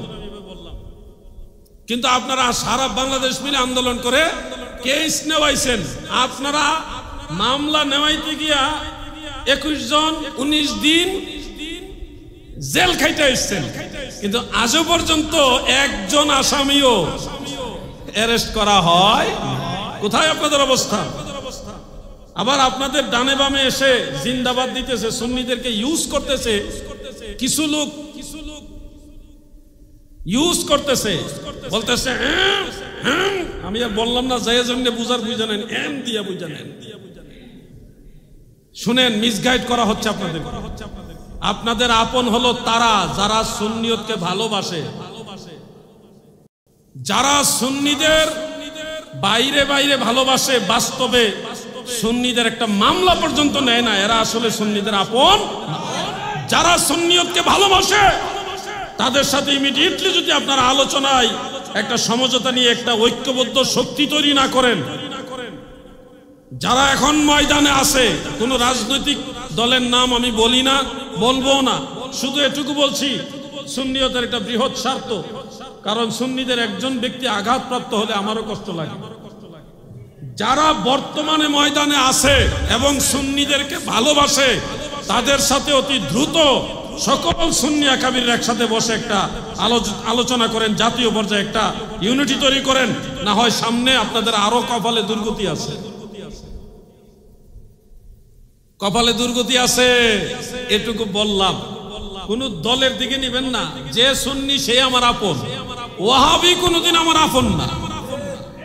ওই যে হুজুর আল্লামা তাজুশ শরিয়া রাহিমাহুল্লাহ বলেছেন, পৃথিবী একদিন ধ্বংস হবে এবং হয়েও যাবে, সূর্য একদিন পশ্চিম দিকে উদিত হবে এবং হবেই। এই চন্দ্র, সূর্য, পৃথিবী সব যদি ধ্বংস হয়ে যায় সেটাও বাস্তব হতে পারে কুল্লু মান আলাইহা ফান দিয়ে। কিন্তু তারপরে ওয়াহাবী নবীর দুশমনরা কোনদিনও সুন্নিদের আপন না। এগুলি আমাদের আকাবিরদের কথা, কিন্তু আমরা বুঝি না তো। আমরা মনে করি একটু বুঝতে হবে আপনাদের, না বুঝলে তো মাইর খাবে কারা? ফেরেশতারা মাইর খাবে, আপনারাই তো মাইর খাবে। আপনারা নিজেদের ইউনিটি আরো বাড়ান, শক্তিশালী করেন নিজেদেরকে। কারবালার ময়দানে যায় যদি বলেন আমরা ইমাম হুসাইনকে ভালোবাসি, আমরা ইমাম হুসাইনের পক্ষে, কাঁদতেছেন, কিন্তু তরবারি হাতে না নেন, কাজ হবে। ইয়াজিদ বাহিনী ঠেকাইতে হলে ইটের বদলা পাটকেল মারতে হবে, ওইটা আপনার নিতে হবে প্রয়োজনে। আপনাদের মানসিক প্রস্তুতি নেন। বাইরে সুন্নিরা যতদিন ঐক্যবদ্ধ না হবে ততদিন আমাদের কপালের দুর্গতিগুলি থাকবে।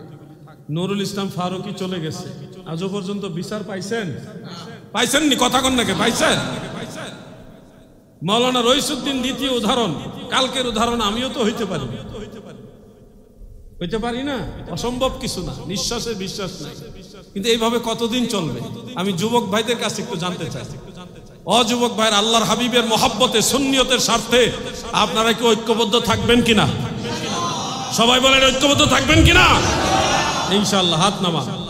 আমি যখন মুর্শিদপুর দরবারের উদ্দেশ্যে লং মার্চ ডাক দিয়েছিলাম সকল সুন্নি আকাবিরদের সাথে আলোচনা করে, তো লং মার্চ চলতেছে ভালো, প্রশাসন তেমন একটা মাথা ঘামায় না। যখন সন্ধ্যার পরে পেলাম খালি হাতে আইসেন না, অন্তত পক্ষে একটা লাঠি আর একটা পতাকা নিয়ে আইসেন না, তখন কিন্তু একেবারে সব বাহিনী আমার ফোন দেওয়া শুরু করছে। এই জিহাদি সাহেব আপনি কি আসতেছেন? আমি বললাম আইসে গেছি। যে কোনো একজন ঊর্ধ্বতন একটা বাহিনীর বড় অফিসার আমাকে ফোন দিয়ে, আপনি কি আলাউদ্দিন জিহাদি? জি। আপনি কি লং মার্চের আহ্বান করছেন? আমি বললাম আহলে সুন্নাতুল জামাতের সবাই আহ্বান করছে, আমি তাদের পক্ষে একজন আছি। আপনি কি আসতেছেন? মুর্শিদপুর শেরপুরে আসতেছেন? আমি তখন বললাম আমি আসতেছি না, আমি চলে আসছি। চলে আসছেন মানে আপনি যে বললেন লাঠি নিয়ে আসতে, খালি হাতে আসবে না, লাঠি নিয়ে আসবেন, এটা কেন বললেন? আমি বললাম আপনি কি চান আমরা মাইর খাই নাকি? জঙ্গি যারা, সন্ত্রাস যারা, আপনারা প্রশাসনের লোক কি তাদেরকে সাপোর্ট দিতে চাইতেছেন নাকি? না, সেটার জন্য বলছি না। লাঠি আনাটা তো একটা অনৈতিক, অপ্রীতিকর ঘটনা ঘটতে পারে। আমি তখন বললাম ঘটতে পারে মানে যা ঘটার তো ঘটেই গেছে। আমার দরবার, সুন্নি জামাতের দরবার ভেঙ্গে চুরে লুটপাট করে সব শেষ করে দিয়েছে। আপনি এখন বলতেছেন ঘটতে পারে, আমার তো সব শেষ। আপনারা এখন কোথেকে আসলেন? এখন আমরা আমাদের জান বাঁচাবার জন্য মাঠে নামছি, আপনি বলতেছেন লাঠি নেওয়া যাবে না। আপনি বলতেছেন লাঠি নিয়ে কেন আসবো? তো আমরা কি জান বাঁচাতে যাবো না? আমার ঘর বাড়ি লুটপাট করে নিয়েছে, আপনারা ঠেকাইলেন না কেন? এখন তার কোনো সদুত্তর নাই। তখন সুন্দর করে আমাকে বলছে, ভাইজান আসলে এই বিষয় অনেক কিছু বলছে যেগুলি আমি সবাই বুঝবেন না, বলার প্রয়োজন নাই। তো আমি বললাম ঠিক আছে, আমরা প্রশাসনের বিরোধী কখনোই না। সুন্নিদের মতো প্রশাসনকে সম্মান করে এমন আর বিকল্প কোনো দল নাই বাংলাদেশ। কথা ঠিক আছে না ভাই? একটা কনস্টেবলকেও সবচেয়ে বেশি সম্মান দিয়ে কথা বলে সুন্নি জামাতের লোকেরা, কারণ সে একজন আইনের লোক, এই জন্য তাকে সম্মান করি। আমিও তাদেরকে বলছি, আলহামদুলিল্লাহ তারা আমাদের করে সহযোগিতা করছে। আপনাদের ইউনিটি আরো মজবুত করতে হবে। শুনেন, আমাদের ভিতরে অনেক ভেজাল ঢুকছে। আমার বয়সী কিছু আছে, এরা বাইরে সুন্নি, ভিতরে শিয়াদের সাথে তাদের সম্পর্ক আছে। এবং আপনারা মিডিয়ার সামনে আমি বলে দিই কথাটা, বাংলাদেশে যত ওয়াহাবি, খারেজি, রাফিজি, বড় বড় ডেঞ্জারাস যারা ওয়াহাবি, সুন্নিদের জন্য বিপজ্জনক, তাদের একটা গ্রুপ আছে, যে গ্রুপে তারা সবাই সবার সাথে কথা বলে। এই গ্রুপের মধ্যে আমাদের এই সুন্নি ইয়াং জেনারেশনের 3-4 জন লোক আছে। বলবেন আপনি জানলেন কেমন? আমি জানছি। কেমনে জানছি? আমি এটা এখন কইলে তো আর পরেরটা জানতেই পারবো না, আমার কাছে নিউজ আইসা যায়। আপনাদের বলছি সতর্ক হবেন, আকাবিরদেরকে অনুসরণ করবেন। আহলে সুন্নাত ওয়াল জামাত এই পর্যন্ত হঠাৎ করে আসেনি। যারা সুন্নিয়তের জন্য বছরের পর বছর অক্লান্ত পরিশ্রম করেছেন, সে আকাবিরদেরকে অনুসরণ করবেন। যারা আমাদের মুরব্বীদেরকে, আকাবিরদেরকে মাইনাস করে দিতে চায়, বুঝে নেবেন তারা নতুন মাল নিয়ে আসছে মার্কেটে। আমরা আকাবির ছাড়া হব না, এটা মনে রাখবেন কথাগুলো। আমার দায়িত্ব সুন্নিদেরকে সতর্ক করার জন্য বললাম। আল্লাহ আমাদের সবাইকে ইউনাইটেড থাকার তৌফিক দেন, বলেন আমিন। সবাই বলেন আমিন। কুরবানি সম্পর্কে সংক্ষিপ্ত 2টা মাসালা বলে আমি আমার আলোচনা শেষ করব। আসুন এর আগে একটু জিকির করি, লা ইলাহা ইল্লাল্লাহ, লা ইলাহা ইল্লাল্লাহ, লা ইলাহা লা ইলাহা ইল্লাল্লাহ, লা ইলাহা হক, লা ইলাহা ইল্লাল্লাহু মুহাম্মাদুর সাল্লাল্লাহু আলাইহি ওয়া আলিহি ওয়া সাল্লাম। কুরবানির সবচেয়ে বেশি প্রশ্ন এই পর্যন্ত আমার কাছে আসছে, সেটা হলো যে হুজুর আমার কুরবানি দিব, কিন্তু আমার আব্বার আকিকা দিছে কিনা জানি না, আব্বাও বলতে পারে না, বা আমার মায়ের আকিকা দিছে কিনা মা জানে না, বা আমার আকিকা দিছে কিনা আমার মনে পড়তেছে না। হুজুর আমি এই গরুর মধ্যে, কুরবানির গরুর মধ্যে আমার আকিকা বা আমার বাবার আকিকা বা আমার মায়ের আকিকা, অনেকে নিজের স্ত্রীর আকিকার কথাও জিজ্ঞাসা করছে। মানে আকিকার প্রশ্নটা বেশি আমাকে জিজ্ঞাসা করছে, যেটা দেওয়া যাবে কিনা। একই পশুতে, কুরবানির পশুর মধ্যে কুরবানির শরীক প্লাস আকিকা 2টা একসাথে দেওয়া যাবে কিনা, এই মাসআলাটা নিশ্চয়ই আপনাদের অনেকের জানার দরকার।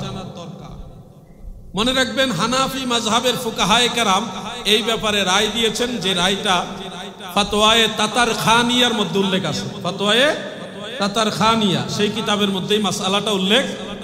কুরবানির পশুর মধ্যে কুরবানি যেটা আপনার ওয়াজিব, এই ওয়াজিব কুরবানির শরীক বহাল রেখে, ঠিক রেখে, এরপরে যদি আপনি একই পশুর মধ্যে, সেটা গরু হোক, সেটা উট হোক, বা কুরবানির অন্য পশু যেটার মধ্যে একাধিক নাম দেওয়া যায়, এরকম পশু হোক, সেটার মধ্যে আপনি আকিকাও দিতে পারবেন। ওয়াজিব কুরবানির পাশাপাশি আকিকাও দিতে পারবেন, একই পশুতে, গরুতেও পারবেন, উটেতেও পারবেন। তবে ছাগলের মধ্যে আবার দিবেন না, ছাগল বা ভেড়া, বকরি অথবা খাসি, এটা কিন্তু একটা জাস্ট এক অংশ, একজনের পক্ষ থেকে একটা কুরবানি দেওয়া যাবে। এখানে আবার আকিকা আবার কুরবানি 2টা একসাথে লাগাই দিয়েন না, কিন্তু আকিকা কুরবানি একসাথে চলবে গরু এবং উটের মধ্যে, গরু এবং উটের মধ্যে। এই বছর বাঙালি আমরা জাতিটা একটা আজব জাতি, ঘোড়া খাওয়া শুরু করছে। ঘোড়া খাইতে খাইতে খাইতে খাইতে এখন সান্ডা খাওয়া শুরু করছে। কি একটা মুসিবতের যুগে আছি আমরা। এই কতক্ষণ ঘোড়া খায়, কতক্ষণ সান্ডা খায়, আবার কয়দিন পরেনি কুমির খাওয়া শুরু করে। আমি ভয় পাইতেছি, সান্ডা মনে করে আবার গুইসাপ খাইয়া অনেক অসুস্থ হয়ে গেছে। খাওয়া বাঙ্গাল সব খাইয়া শেষ করে ফেলে। এটা আজব জাতি। মনে রাখবেন কুরবানির বেলায় কিন্তু আবার ঘোড়া চলবে না, ঘোড়া চলে না, ওটা আবার কুরবানি দিয়া বলে কিন্তু আমও যাইবো, সালাও যাইবো। ঘোড়া খাওয়া মুসলমানদের জন্য মাকরুহ, মাকরুহে তাহরিমা, এটা হানাফি মাযহাবের চূড়ান্ত রায়, এবং রাসূল করিম সাল্লাল্লাহু আলাইহি সাল্লাম নিষেধ করেছে। কিছু মূর্খ মৌলবী আছে শুধু এক সাইডের হাদিস বলে, আরে বাবাজি এক সময় উটের পেশাব খাওয়াও নবীজি অনুমতি দিছিল, এখন ওই হাদিস বললে হবে? পরে যে নবীজি নিষেধ করছে এটা তোমার দেখতে হবে না? এখন আগের হাদিস আর পরের হাদিস বুঝে না। এক সময় নবীজি বলছে কবর জিয়ারত করা যাবে না, এটা আগের হাদিস, পরে বলছে এখন থেকে কবর জিয়ারত করো, তো আগের হাদিস পরের হাদিস বুঝতে হবে না? এক সময় নবীজি বলছে 3 দিনের বেশি কুরবানির গোশত খাওয়া যাবে না, এটা তো আগের হাদিস, পরে নবীজি বলছে এখন থেকে যতদিন পারো খেতে পারো, এটা হলো ফাইনাল হাদিস, সর্বশেষ হাদিস। আগের হাদিস পরের হাদিস বুঝতে হবে না। এক সময় নবীজির সামনে সাহাবারা ঘোড়ার গোশত খাইছে যুদ্ধের ময়দানে, ওখানে খাবারের সংকট বা বিশেষ প্রয়োজনে খাইছে, নবীজি নিষেধ করেন নাই। পরবর্তীতে আল্লাহর হাবিব নিষেধ করছে। এখন ফাইনাল যেটা ওইটা মানতে হবে না আপনাকে। সুবিধা মতো নিজেটা মেনে নিলেন, আর সুবিধা না হইলে মানবেন না। এই সুবিধাবাদী ধর্ম তো চলবে না। আপনাকে চূড়ান্ত শরীয়ত সম্পর্কে জেনে তারপরে মানতে হবে।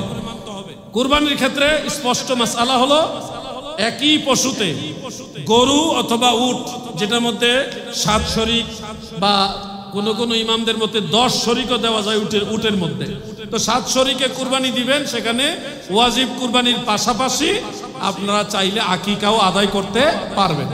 আকিকার সুন্নত তরিকাগুলো মনে রাখবেন। আকিকা মূলত সুন্নত। এইটা কোন দিন সুন্নত? সন্তান জন্ম হওয়ার 7ম দিন, 7ম দিবসে ওই সন্তানের মাথার চুলগুলি কেটে কামিয়ে বা হলক করে ফেলে দিয়ে তখন আপনি নাম রাখবেন এবং আকিকা করবেন। আকিকা ওই ছেলে হইলে একটা ছেলের পক্ষে 2টা ছাগল বা খাসি দেন বা ভেড়া বকরি যাই দিতে পারেন। 2টা ছেলের জন্য 2টা, আর মেয়ে হইলে 1টা। যদি সামর্থ্য না থাকে, তৌফিক ভালো না থাকে, তাহলে আপনি ছেলের জন্য 1টা ছাগল আকিকা দিলেই আদায় হয়ে যাবে। এটা হলো তৌফিক না থাকলে। সামর্থ্য থাকলে আপনি ছেলের জন্য 2টা ছাগলই জবাই করবেন। এবং আকিকার গোশত সবার জন্য হালাল। কুরবানির গোশত যেমনি ভাবে সবার জন্য হালাল, আকিকার গোশত তেমনি ভাবে সবার জন্য হালাল। কুরবানির গোশত যেমনি ভাবে কুরবানি দাতা, যিনি কুরবানি দেন, যার পক্ষ থেকে কুরবানি দেন, তিনি খেতে পারেন, ঠিক তেমনি ভাবে আকিকার গোশত ওই সন্তান যার পক্ষ থেকে আকিকা দেওয়া হচ্ছে সেও খেতে পারবে, ওই সন্তানের মা বাবাও খেতে পারবে। কারোর জন্য এটা হারাম না, নিষেধ না। তবে আপনি যদি মনে করেন যেহেতু এটা আমার সন্তানের একটা আকিকা, সেই হিসাবে আমি এটা খাবো না, আমি গরিব মানুষদেরকে খাওয়াই দিব, এটাই বেটার হবে আপনার জন্য। আমি এটাই সাজেস্ট করবো, মানুষের খাওয়ান। নাইলে দেখা যাইব আকিকার ছাগল জবাই করে সব ফ্রিজে ঢুকাইব, মানুষের খাওয়াইতো না। আমরা তো স্বভাব ভালো, তো এই জন্য আপনাদের বলবো মানুষের খাওয়াই দেন, এটাই হলো আপনাদের জন্য পরামর্শ। বিষয় কি বুঝতে পারছেন? বুঝেন নাই নাকি? বুঝতে পারছেন? আকিকার গোশত এই সন্তানও খেতে পারবে, যার আকিকা দেওয়া হচ্ছে সেও খাইতে পারবে, তার মা বাবাও খেতে পারবে, পরিবারের সবাই খেতে পারবে। তার অর্থ এই না যে আকিকা করে নিজেরাই সব খাইবেন, বরং এই আকিকার গোশতটা সবাইকে খাওয়াই দিবেন। হুজুর আকিকা যদি না দেই তাহলে কি হবে? আকিকা না দিলে যেই সন্তান জন্ম হয়েছে তার আকিকা যদি না দেন, যতদিনই আকিকা না দিবেন ততদিন তার শরীরের মধ্যে রোগ বেমার, চলার পথে হঠাৎ উষ্টা খাইয়া পইরা ব্যথা হয়ে যাব, মানে বালা মুসিবত, একটা না একটা সমস্যা, রোগ, বেমার, এগুলি লেগেই থাকবে, কখনো এটা সারবে না। এই জন্য সন্তানের ভালো কল্যাণ নিশ্চয়ই বাবা হিসেবে আপনারা সবাই চান কিনা? এই জন্য সন্তানের আকিকা যত দ্রুত সম্ভব আদায় করবেন। এটা হলো 7ম দিবসে আদায় করাটা হলো সুন্নত। এখন কেউ যদি অর্থ কষ্টের কারণে বা দারিদ্রতার কারণে 7ম দিনে আদায় করতে না পারেন, পরবর্তীতেও আপনি চাইলে আকিকা আদায় করতে পারবেন। কারণ দয়াল নবীজির নবুয়ত প্রকাশ হওয়ার পরে রাসূল করিম সাল্লাল্লাহু আলাইহি সাল্লাম নিজের পক্ষ থেকে আবার আকিকা আদায় করেছেন। এটা সহিহ এবং দাঈফ 2টা সনদে আছে। তো এই জন্য আপনারাও চাইলে নিজের আকিকা যদি আদায় না হয়ে থাকে, আপনার আকিকা শিশুকাল আদায় করেননি বা করছেন বলে জানা যায়নি, তাহলে আপনার আকিকা আপনি নিজেও পরবর্তীতে কুরবানির পশুর মধ্যে কুরবানির শরীক বহাল রেখে আপনারটা আপনি আদায় করতে পারবেন। বুঝতে পারছেন বিষয়? আমার সাথে সারাদিন বুঝতে পারছেন? আপনি আপনার মা বাবার আকিকা, সন্তান বা ভাই বোন বা কোনো পরিবারের সদস্য, তাদের আকিকাও আপনি আদায় করতে পারবেন। আল্লাহ তাআলা আমাদের সবাইকে বুঝার তৌফিক দেন, বলেন আমিন। কুরবানির গোশত 3টা ভাগ করা মুস্তাহাব পর্যায়ের সুন্নত। কয়টা ভাগ? কয় ভাগ? 3 ভাগ। পুরোটাই নিজের খাবেন না। 1 ভাগ হলো নিজের, যেটা আপনি খাবেন আপনার পরিবারের লোকজন নিয়ে, এটা আপনার মেহমান মুসাফির আসলে তাদেরকে নিয়ে খাবেন, এটা 1 ভাগ। আর 2য় ভাগটা হলো আত্মীয় স্বজন অথবা প্রতিবেশীর মধ্যে যারা কুরবানি দেয়নি, দিতে পারেনি, এদেরকে দিবেন, মনে রাখবেন। 3য় ভাগটা গরিব মিসকিনের জন্য। তো গরিব মিসকিনকে সবাই দেয়, গরিব মিসকিনকে সবাই কুরবানির গোশত দেয়, কিন্তু যারা গত বছর কুরবানি দিয়েছে এই বছর অভাবের কারণে অর্থনৈতিক দৈন্যতার কারণে দিতে পারে নাই, এই মানুষগুলোকে তেমন একটা খেয়াল করা হয় না।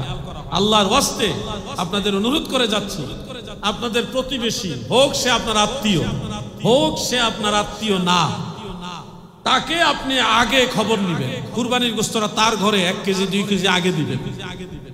এরপরে সারাদিনই তো গরিব মিসকিনরা নিতেছে, গরিবরা গোশত নিতে নিতে পাইতে পাইতে এত বেশি হয় যে পরে তারা বাজারে নিয়ে বিক্রি করে।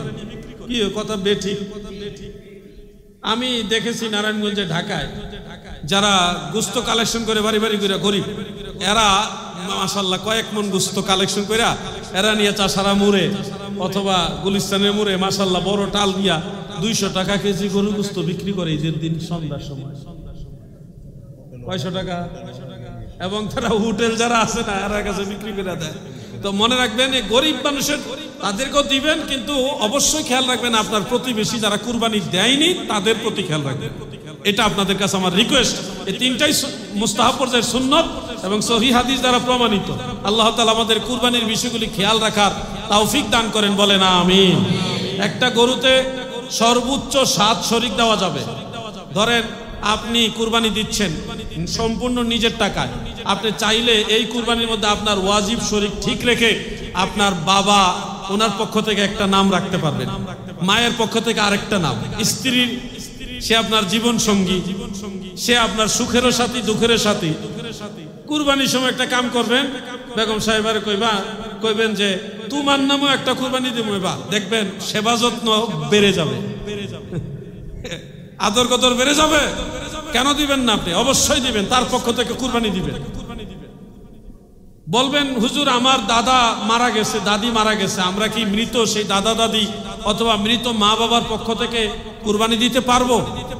হানাফি মাযহাবের মাসআলা হলো, রাসূল করিম সাল্লাল্লাহু আলাইহি সাল্লামের হাদিস থেকে এটা প্রমাণিত যে মৃত মা বাবা দাদা দাদি বা এরকম নিকটাত্মীয় কেউ যদি থাকে তাদের পক্ষ থেকেও আপনি কুরবানি দিতে পারবেন। প্রতি বছর শেরে খোদা মাওলা আলী রাদিয়াল্লাহু তাআলা আনহু রাসূল করিম সাল্লাল্লাহু আলাইহি সাল্লামের পক্ষ থেকে কুরবানি করতেন। এজন্য হানাফি মাযহাব এটাকে রায় দিয়েছে মৃত ব্যক্তির পক্ষ থেকে কুরবানি দেওয়া যায়। আমার ভাইরা, আপনারা কি মাসালাগুলি বুঝতেছেন? এটা এই সময়ে দরকার। আমি জোর করে আপনাদের বললাম, আপনারা এগুলি মনে রাখবেন এবং আমল করার চেষ্টা করবেন ইনশাআল্লাহ। আজকে আর উনি কইবে আমার একটা দিল না, আমি ওনার কত মহব্বত করে গজল গাইছি, হ্যাঁ মানকাবাদ গেছি, এই যে একটা বিষয় না, আমি এরকম পরিবেশে দিতে দিতে দিতে দিতে আমি পরে আমার চালান উঠানো আমার সম্ভব হয় না। তো কত দেওয়া যায়? তো ইনশাল্লাহ 3টা আমি দিয়ে যাব ইনশাল্লাহ, সভাপতি সাহেবের কাছে দিয়ে যাব, এটা লাইব্রেরির জন্য দিয়ে যাব। তবে দিয়ে গেলে হবে না, এটা স্টাডি করতে হবে।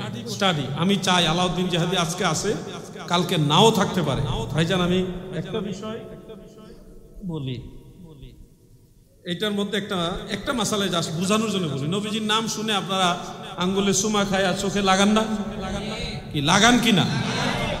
কিছুদিন আগে চট্টগ্রামের একজন আলেম, ওনার সাথে মেসেঞ্জার আমার একটা তর্ক হয়েছে। সুন্নি আলেম, উনি বলতেছে এই হাদিস জাল, নবীজির নাম শুনে চুমা খাওয়ার হাদিস জাল। মানে কি আজীব ব্যাপার! সুন্নি আলেম। আমি ওনাকে পরে বললাম অমুক অমুক অমুক অমুক মুহাদ্দিসরা বলছে এটা জাল হাদিস না, এটা আল হাদিস। আপনি কি সেই মুহাদ্দিসদের মিথ্যাবাদী বলতে চান? এখন আর জবাব দেয় না। ইমাম সাখাবি বলছে ওয়ালা ইউসিহু, এটা সহিহ না। পরে আমি ওয়ালা ইউসিহু সম্পর্কে ওনার জিজ্ঞাসা করলাম এটা দিয়ে আপনি কি বুঝেন? ওয়ালা ইউসিহু দিয়ে কি হাদিস জাল বুঝায়? এই ব্যাপারে আপনি একটা উসুল বলেন। তো উসুল তার বলতে পারে না ভাই সাহেব। আমি বললাম প্রয়োজন আমি শিখবো, অসুবিধা নাই। এমন তো হতে পারে উসুল থাকতে পারে, আমি জানি না। আমি বললাম আমি শিখবো, আপনি দেন, আমাকে বলেন যে ওয়ালা ইউসিহু দ্বারা জাল হাদিস বুঝায়। এখন তো উনি দিতে পারে না।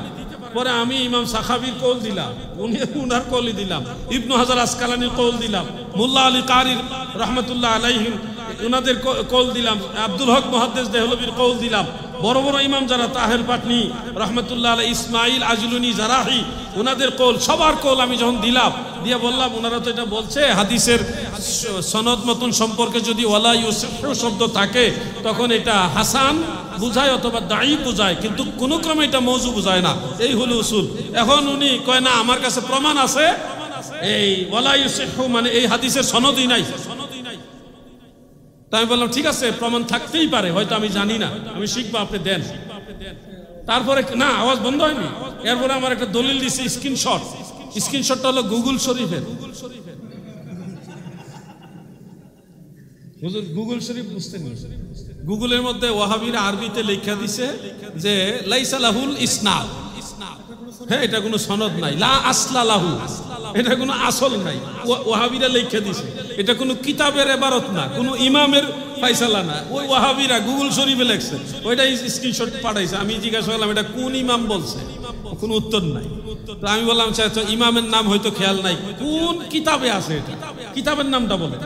কিতাবের নামও নাই, কিতাবের নামও নাই, ইমামের নামও নাই, যেটা আছে এটা হলো গুগল শরীফ। কি শরীফ? এরপরে তো আমি ধরলাম যে আপনি কোথায় থাকেন বলেন, কোন মসজিদে আছেন, কোন মাদ্রাসায়, কোন প্রতিষ্ঠানে আছেন আমাকে একটু বলেন তো। এখন তো ভাই সাহেব বুঝা লাইছে আমি, কারণ আমি আলাউদ্দিন জিহাদি, মারাত্মক চিজ। আমি কিন্তু যারা দৌড়ি তার বাড়িতে গিয়ে দৌড়ি, আমার অতীত রেকর্ড কিন্তু খুব মারাত্মক। সুন্নি হোক আর ওয়াহাবি হোক, আমি তার বাড়িতে গিয়ে ধরছি, কিতাব লইয়া গাড়ি বইরা কিতাব লইয়া তার বাড়িতে চলে গেছি, মেম্বার চেয়ারম্যানকে জানাইয়া, এরকম অনেক রেকর্ড আছে আমার।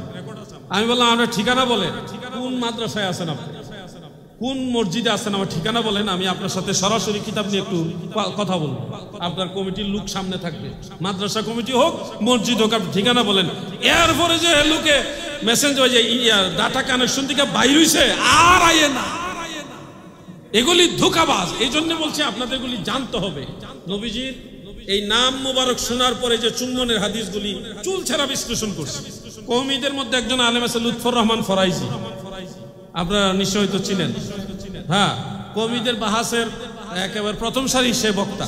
সে দাবি করছে যে ফতোয়ায়ে সুফিয়া এবং আরেকটা আছে কানজুল ইবাদ, হ্যাঁ এই কিতাবগুলোর মুসান্নিফ কানজুল ইবাদ সম্পর্কে সে বলছে এই কিতাবের মুসান্নিফকে সেটাই জানা যায় না। অথচ ইমাম মোল্লা আলী কারি রহমতুল্লাহ আলাইহি সে কিতাবের নাম, মুসান্নিফের নাম, কত সালে উনি ইন্তেকাল হয়েছে ডিটেলস উল্লেখ করছে। আমি সব একবার নাম উল্লেখ করছি, কারা কোন ওয়াহাবি এটাকে কি বলছে সেটা উল্লেখ করছি, রেফারেন্স সহকারে উল্লেখ করে এটার পক্ষে সুন্নি জামাতের দলিল কি আছে সব উল্লেখ করছি। এই একটা বই বাতিলদের জবাব দেওয়ার জন্য ইনশাআল্লাহ যথেষ্ট। আপনারা স্টাডি করবেন। আজকে আলাউদ্দিন জিহাদি আছে, কালকে নাও থাকতে পারে, কিন্তু আপনাদের দায়িত্ব নিতে হবে। আমি আজকে কথা বলছি, ভাই কথা বলছে, কিন্তু একদিন আপনাদের দায়িত্ব নিতে হবে না? সারা জীবন কি আমরাই কথা বলবো, আপনারা কি কথা বলবেন না? ওয়াজ কি শুধু ট্রেডিশন, দাওয়াত দিবেন, দাওয়াত খাবো, এটার জন্যই ওয়াজ? আমার দাওয়াত দিয়ে আনবেন, খাওয়াইবেন, ওয়াজ করে চলে যাবো হাদিয়ান, এটার জন্য ওয়াজ না। ওয়াজ হবে সুন্নিয়ত, মানুষকে নসিহত হিসেবে জানানো, আপনারা জানবেন, শিখবেন। আপনারও প্রত্যেকের অবস্থান থেকে নবীর পক্ষে দলিল দিয়ে কথা বলবেন, তাহলে গিয়ে সুন্নিয়ত আরো বাড়বে। শুধু ট্রেডিশন হিসেবে ওয়াজ না, আল্লাহর ওয়াজটা মনে রাখবেন। আমি যত কথা বলি সুন্নিয়ত প্রচারের জন্য বলি, আমার দাওয়াত দিয়েন না। আমি ঈমান আকীদাকে এত গুরুত্ব দেই, দাওয়াতের বিশাল ময়দান ছেড়ে দিয়ে আমি চলে আসছি। দাওয়াতের জন্য আমি সুন্নিয়ত করি না, আকীদার জন্য করি। আমার উস্তাদকে পর্যন্ত আমি ছাড়িনি, এটা আপনারা জানেন। মুতালেব সাহেব, ওনাকে সালেহি বলাটা এখন ঠিক হবে না, এই জন্য বলিনি, মুতালেব সাহেব বললাম। যথেষ্ট সম্মান করতাম ওনাকে আমি, কিন্তু যখন উনি ওয়াহাবিদের আকীদার সাথে ম্যাচিং হয়ে গেছে তখন কিন্তু আমি মাইকিং করছি। উনি বলছে, হ্যাঁ আলাউদ্দিন, আমি কিন্তু বাহাসের কৌশল জানি, আমি কিন্তু জানি কেমনে বাহাস করতে হয়। আমি বললাম ঠিক আছে, আপনি যেহেতু বেশি জানেন, আমি কম জানি, তো কম জাননেওয়ালাকে তো তাড়াতাড়ি বুঝাইয়া হারাইয়া দেওয়া যায় নাকি? তা আপনি আমাকে হারাইয়া দেন, আমি আপনার সাথে বসবো। মিলাদ না জায়েজ, রাসূল পাক সাল্লাল্লাহু আলাইহি ওয়াসাল্লামের মিলাদ না জায়েজ, এটা বিদআতে সাইয়্যিআ, এটা কোন কিতাবে আছে? আপনি দেন। কয় এ কিতাব পড়তে পারে না, তা না পড়তে পারলে তো আরো ভালো নাকি? আমি যদি পড়তে না পারি তাহলে তো আরো তাড়াতাড়ি আমার বুঝাই দেওয়া সম্ভব। ঠিক আছে, আপনি বেশি পারেন, আমি নাও পারি না, তাহলে আমার সহজে বুঝাই দেন। এখন তো উনি আর কোনো জবাব দেয় না। পরে আমি মাইকিং করছি। কি করছি? মাইকিং বুঝেন তো?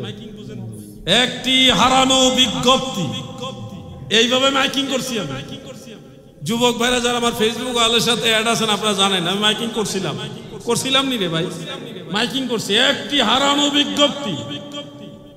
আমি রাসূল পাক সাল্লাল্লাহু আলাইহি সাল্লামের মহব্বতে উস্তাদকেও ছাড় দেইনি। এটা হলো ঈমান আকীদার জোর। যতদিন উনি নবীজিকে ভালোবাসতে ততদিন উনার কদম বুসি আমি করছি। যখন আল্লাহর হাবিবের সাথে সম্পর্ক শেষ তখন উনার সাথে আমার সম্পর্ক শেষ। এটাই আমার নীতি। নবীজিকে ভালোবাসেন, আমি আপনার কদম বুসি করব। আরো একজন বড় শায়েখ ছিল, ওনাকে আমি কদম বুসি করতাম, সম্মান করতাম, নাম বলবো না। কিন্তু উনি যখন বলছেন নবীজি মেরাজে আরশে আজিমে যায় নাই, আমি কম এটা কি কয়? রাসূল করিম সাল্লাল্লাহু আলাইহি সাল্লাম আরশে আজিমে গেছে না, এটা তো নবী প্রেমিক বলতে পারে না। পরে আমি দলিল দিলাম শরহ আকায়েদে নসুফি থেকে, শারহু ফিকহিল আকবর থেকে, এবার বিভিন্ন কিতাব থেকে দলিল দিলাম। দলিল আর খণ্ডন করে না, হাদিস দিলাম, খণ্ডন করে না। কিন্তু ওনার কথা উনি রয়ে গেছে রাসূল করিম সাল্লাল্লাহু আলাইহি সাল্লাম সিদরাতুল মুনতাহার পরে আর যেতে পারেনি, আরশে আজিমে যাওয়া তো পরের কথা। পরে আমি ওনারে এমন ভাবে প্লাস দিয়ে টিপ মেরা ধরছি ভাই সাহেব। এই জন্য ঈমান আকীদার ব্যাপারে আমি কাউকে ছাড় দেই না। আমি আজকে আপনাকে ভালোবাসি রাসূল পাকের মহব্বতে, সুন্নিয়তের জন্য। যখন দেখবো আপনার ভিতরে আকীদার ভেজাল, আমি আপনারা চিনি না। আসসালামু আলাইকুম। যাই হোক, অনেক কথা বলে ফেললাম। আপনাদের অনুরোধ করতেছি নিজেরা নিজেদের অবস্থান থেকে স্টাডি করেন, নিজের ছেলে মেয়েদেরকে স্টাডি করার। প্লিজ, আপনি একলাই আপনার ফ্যামিলির সবার জ্ঞান ধারণ করতে পারবেন না, প্রত্যেককে আপনি এটা বুঝাইতে হবে। আমার এই মাহফিলে আমার ছেলে আসছে, আমার ছেলেকে নিয়ে যাই মাঝে মাঝে, শ্রোতাদের সাথে বসাই, কখনো আমার সাথে বসাই না। শ্রোতাদের সাথে বসাই, ওয়াজ শোনাই। আমার আগে ভাই ওয়াজ করছে, আপনার ওয়াজ আমার ছেলে শুনছে, আপনার নাচ শরীফ আমার ছেলে শুনছে, আমি শোনাই। কেন আমি একলা সুন্নি হইলে হবে? আমার ছোট ছেলে এটা যদি সুন্নি ময়দানে নামে ওয়াহাবিরা ফিরে মেরে নেবে, এমন রাগ। এটা বড়টার মেজাজটা একটু মোটামুটি কন্ট্রোল আছে, ছোটটার যে রাগ, এটা তো ওয়াহাবিরা কুবাই লাগবে বেটাই। যে অবস্থা দেখতেছে, আল্লাহ তারা আরো জামালি করে দোয়া করি। তো এইভাবে আমি আমার সন্তানদেরকে সুন্নিয়ত বুঝাইবার চেষ্টা করছি। আপনারাও আপনাদের সন্তানদেরকে সুন্নিয়ত বুঝান, তাহলে ঘরে বাইরে সুন্নিয়ত থাকলে সুন্নিয়তের শক্তি আরো বাড়বে। বেজার হইলেন নাকি আমার কথায়? আজকের মতো আলোচনা এখানে শেষ। আর এখন আখিরি মোনাজাত আমার শ্রদ্ধেয় দাদু ভাই উনি করবেন, এবং মিলাদ শরীফ আমার অত্যন্ত মহব্বতের। উনি যখন নাজ শরীফ বলে তখন মদিনা শরীফটা চোখের সামনে ভেসে উঠে, সরাসরি রওজা মুবারক চোখের সামনে ভেসে উঠে, আনা লাগে না, অটোমেটিক চলে আসে, জাদুর মতো কাজ করে। মহিউদ্দিন তানভী তিনি রাসূল পাকের মহব্বতে মিলাদ শরীফ পড়াবেন, এবং দাদু ভাই অথবা কমিটি যাকে চান তিনি মিলাদ শরীফের পরে মোনাজাত করবেন। আমি আপনাদের কাছ থেকে বিদায় নিলাম, আপনাদের কাছে দোয়া চেয়ে বিদায় নিলাম। আমার জন্য দোয়া করবেন, আমিও আপনাদের জন্য দোয়া করব। আসসালামু আলাইকুম ওয়া রাহমাতুল্লাহি ওয়া বারাকাতুহু।